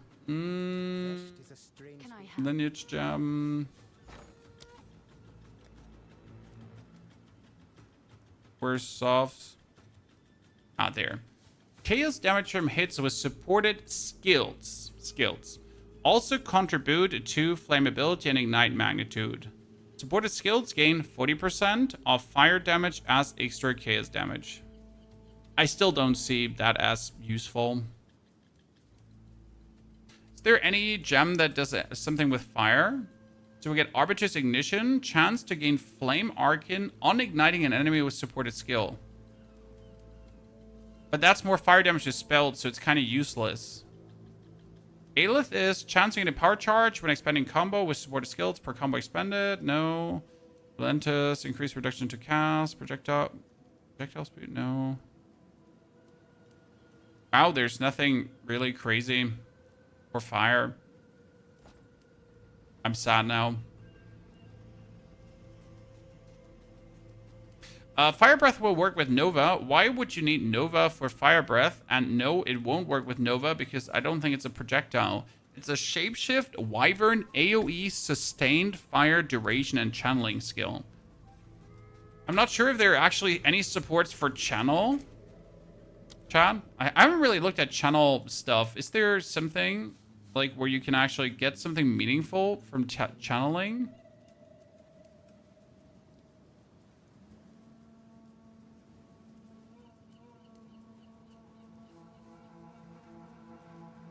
Not really, right? Supported skills deal 20% more damage per second spent channeling up to 40%. Huh. What I wonder is, this has a cost multiplier, right, Chad? Do you think that the cost multiplier is going to affect the rage per second?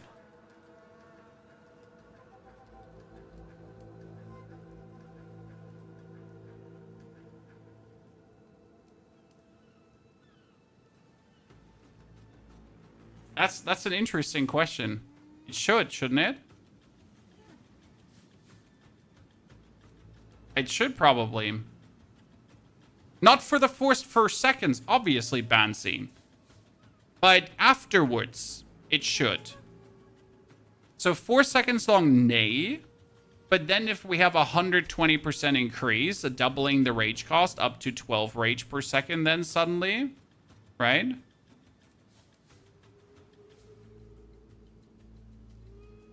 I think it's fine if it does that, but it's to keep in mind how many cost multiplier skills can you play, right?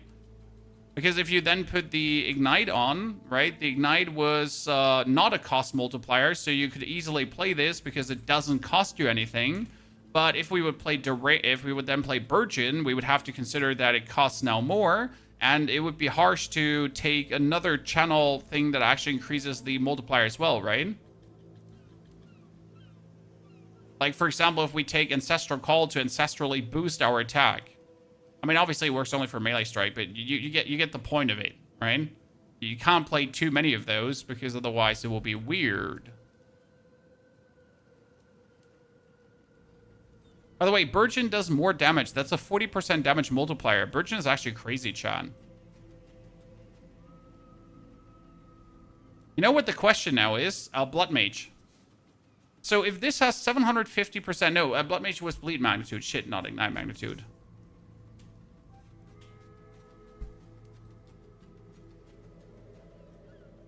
Golden Bin Chicken. It is okay, though, even if the cost is increased by 100%. An Empowered Flame Breath spends 50% rage slower, right? And we can go up to 50 rage. So even if it costs 12 rage per... we would have 50 rage divided by 12, so we get another 4 seconds extra, right? That's still an 8-second flame breath with a 12 rage per second cost. However, Empowered Flame Breath spends rage slower, so it's not 6 rage per second, it's 6 rage every 1.3 seconds. 1.5 seconds, sorry. So then it's 12 every 1.5, right? And then we have like 24 in 3 seconds, and in 4.5 seconds we have, and so on. So actually good, right? Making it like that we sit at a total of like 12 seconds flame breath again.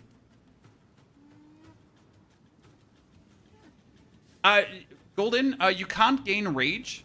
Here. Cannot gain rage while the skill is active. So you can sadly not infinite flame breath.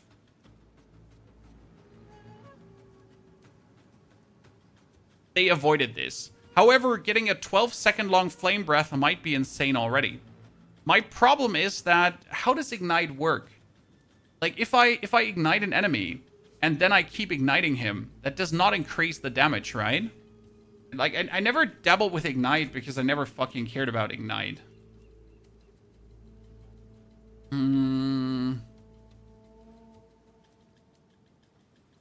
Right, if you ignite and then you ignite again and then you ignite again, like how does Ignite stack? It doesn't, right?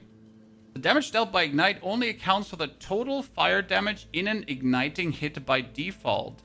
The final fire damage dealt by a hit prior to the target's mitigation will determine how much damage is dealt per second.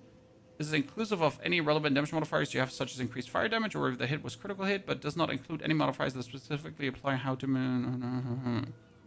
The default duration of Ignite is 4 seconds and can be increased in modifiers to ailment duration. Yeah, that makes sense. Increasing the duration of Ignite will improve the total damage dealt across the full duration of the ailment, but not the damage dealt per second. Modifiers that make the ailment deal damage faster will cause the ailment to deal its total damage over a short period of time, essentially increasing the damage dealt per second.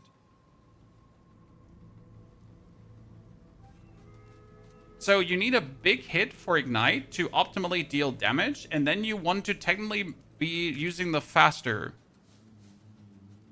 Right? Ignites from supported skills deal damage faster, which would be another 120%. But optimally, that would be it.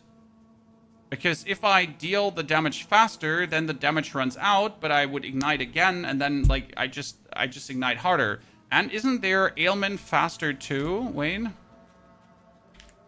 There is also here, damaging ailments deal damage faster, so you would probably have to go for this too, right? Luckily, we're here in the Druid tree, so this is super close by, right? Right? Right? Right? Right? Right? I mean, this is something to instill then, technically. Luckily, it's cheap. It's paranoia, greed, isolation. Yeah, big hit, Ignite, multiplier, Ignite duration. I can see that.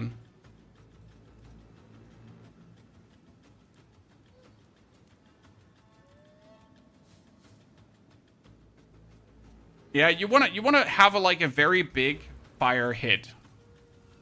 But that shouldn't be a problem with a Flame Breath, because if you have a power charge, you do the lightning super empowered one, right? Death Articulated Ornate Gauntlets. What the fuck? Okay, Death Articulate Ornate Gauntlets. Increased armor evasion, attack speed, chaos resistance, maximum life per second, regenerate rage per second, no inherent loss of rage. No, that's not needed.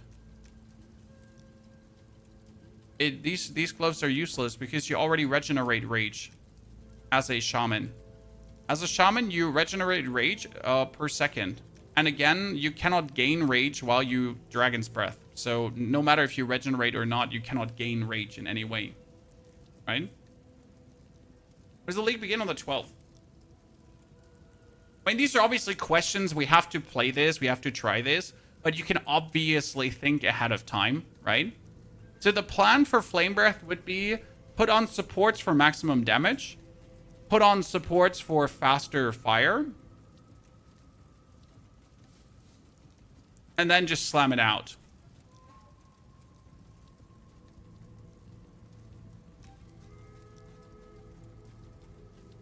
Kind of like that. The idea behind it. Sad part is Flame Breath is a level 13 skill gem.